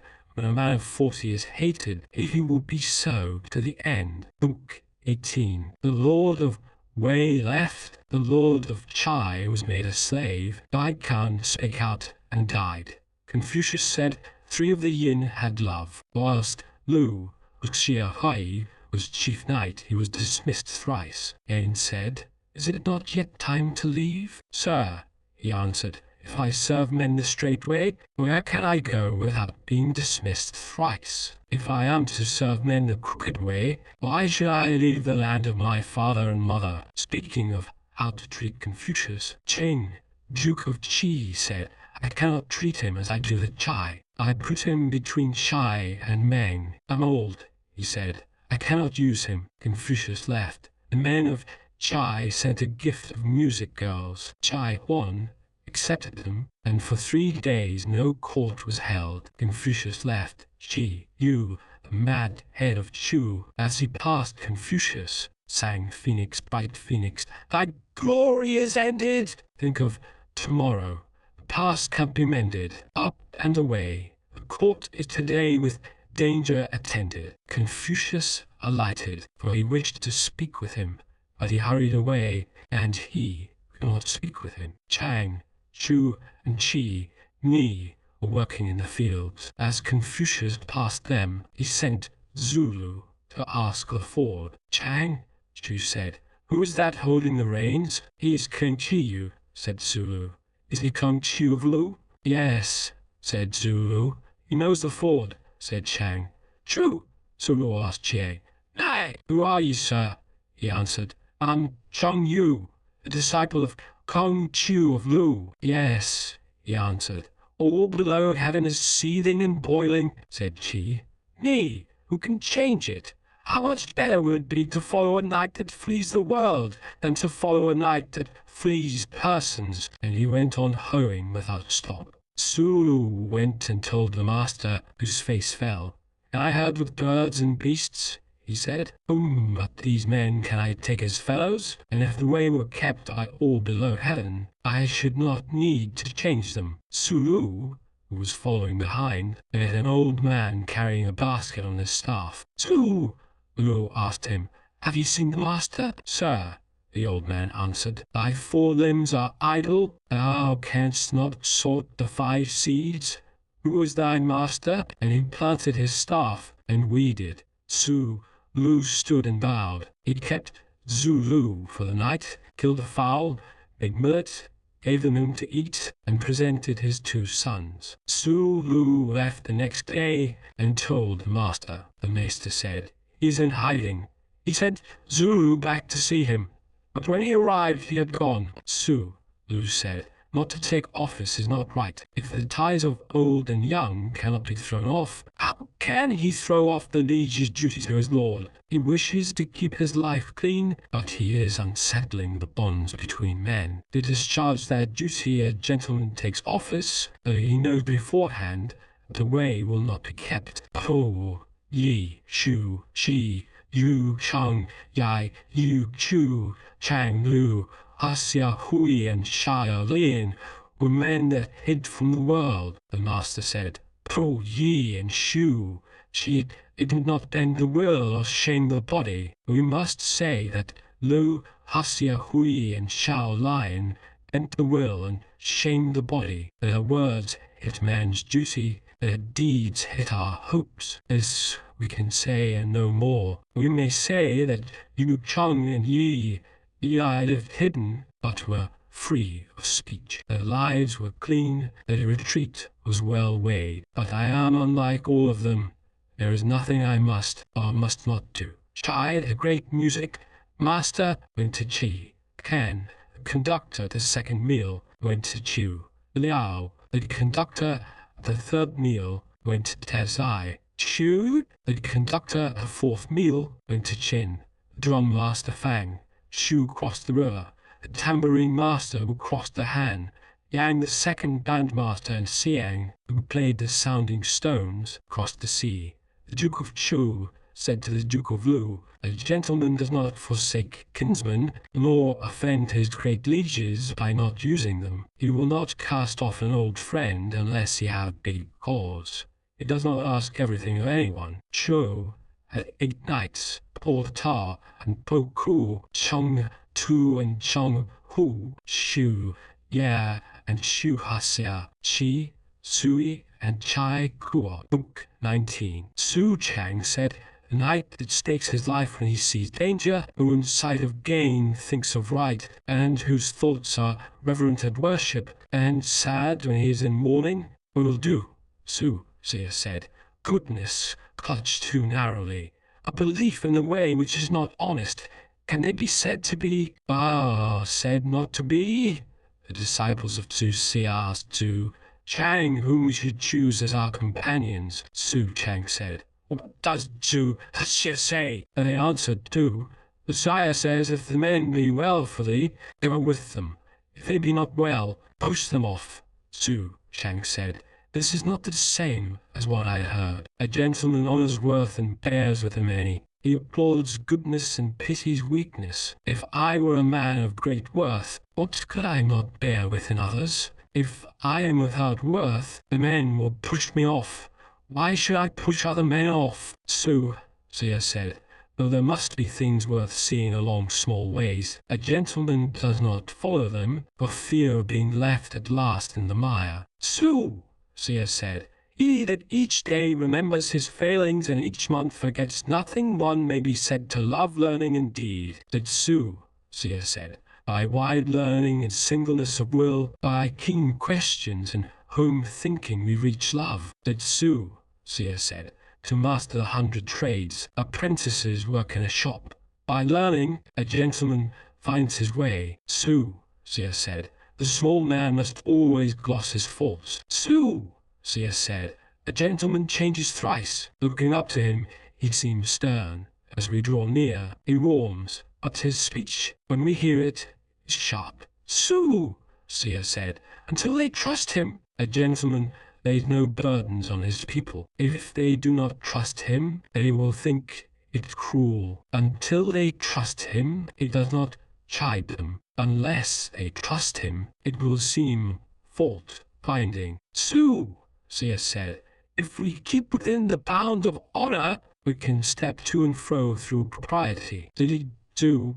You said, "The disciples, the little sons of Su Haya, can sprinkle and sweep, attend and answer, come in and go out. But what can come of twigs without roots?" When Su Sia heard this, he said, "Yen Yu is wrong.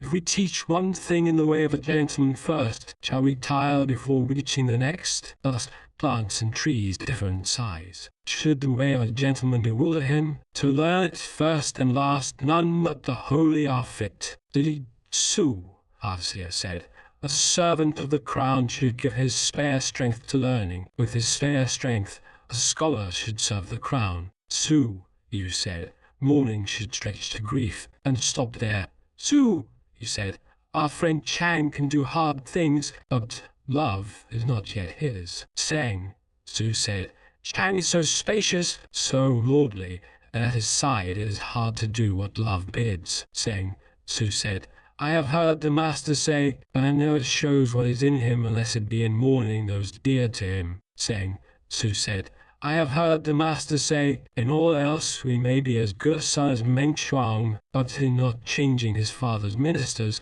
his father's rule, he is hard to match." The Meng made Yang Fu chief knight, who spake to Teng Su about it. Sang, Su said, "Those above have lost their way, the people have long been astray. When thou dost get at the truth, be moved to pity, not puffed with joy." Su Kung said, "Shao was not so very wicked." Thus a gentleman hates to live in a hollow, down into which runs all that is foul below heaven. Su Kung said, "A gentleman's faults are like the eating of sun or moon, while men see them.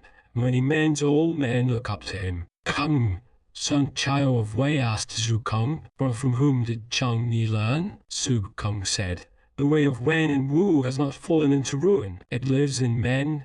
the big and big men, the small and small men, and none of them is the way of Wen and Wu missing. How should the master not learn it? What need had he for a set teacher? In talk with the great men of the court Shu Sun Wu, Shu said, Su Kung is worthier than Chung. Nai, Su Fu Cheng, Paul told this to Zhu Kung. Su Kung said, this is like the palace wall. My wall reaches to the shoulder. Peeping over you see the good home within. The master's wall is several fathoms high. No one can see the beauty of the ancestral temple and the wealth of its 100 officers unless he gets in by a gate. And if only a few men find a gate, may not my lord have spoken the truth? Shu! Sun Wu! Shu cried down Chung Yi. Su Kung said, it is labor lost. Chung! I cannot be cried down. The greatness of other men is a hummock over which we can still leap. Chung Ni is the sun or moon which no one can overleap. Though the man were willing to kill himself, how could he hurt the sun or moon? That he does not know his own measure would only be seen the better. Dai Chen Zhu Qing said to Zhu Kung, be humble yourself, sir.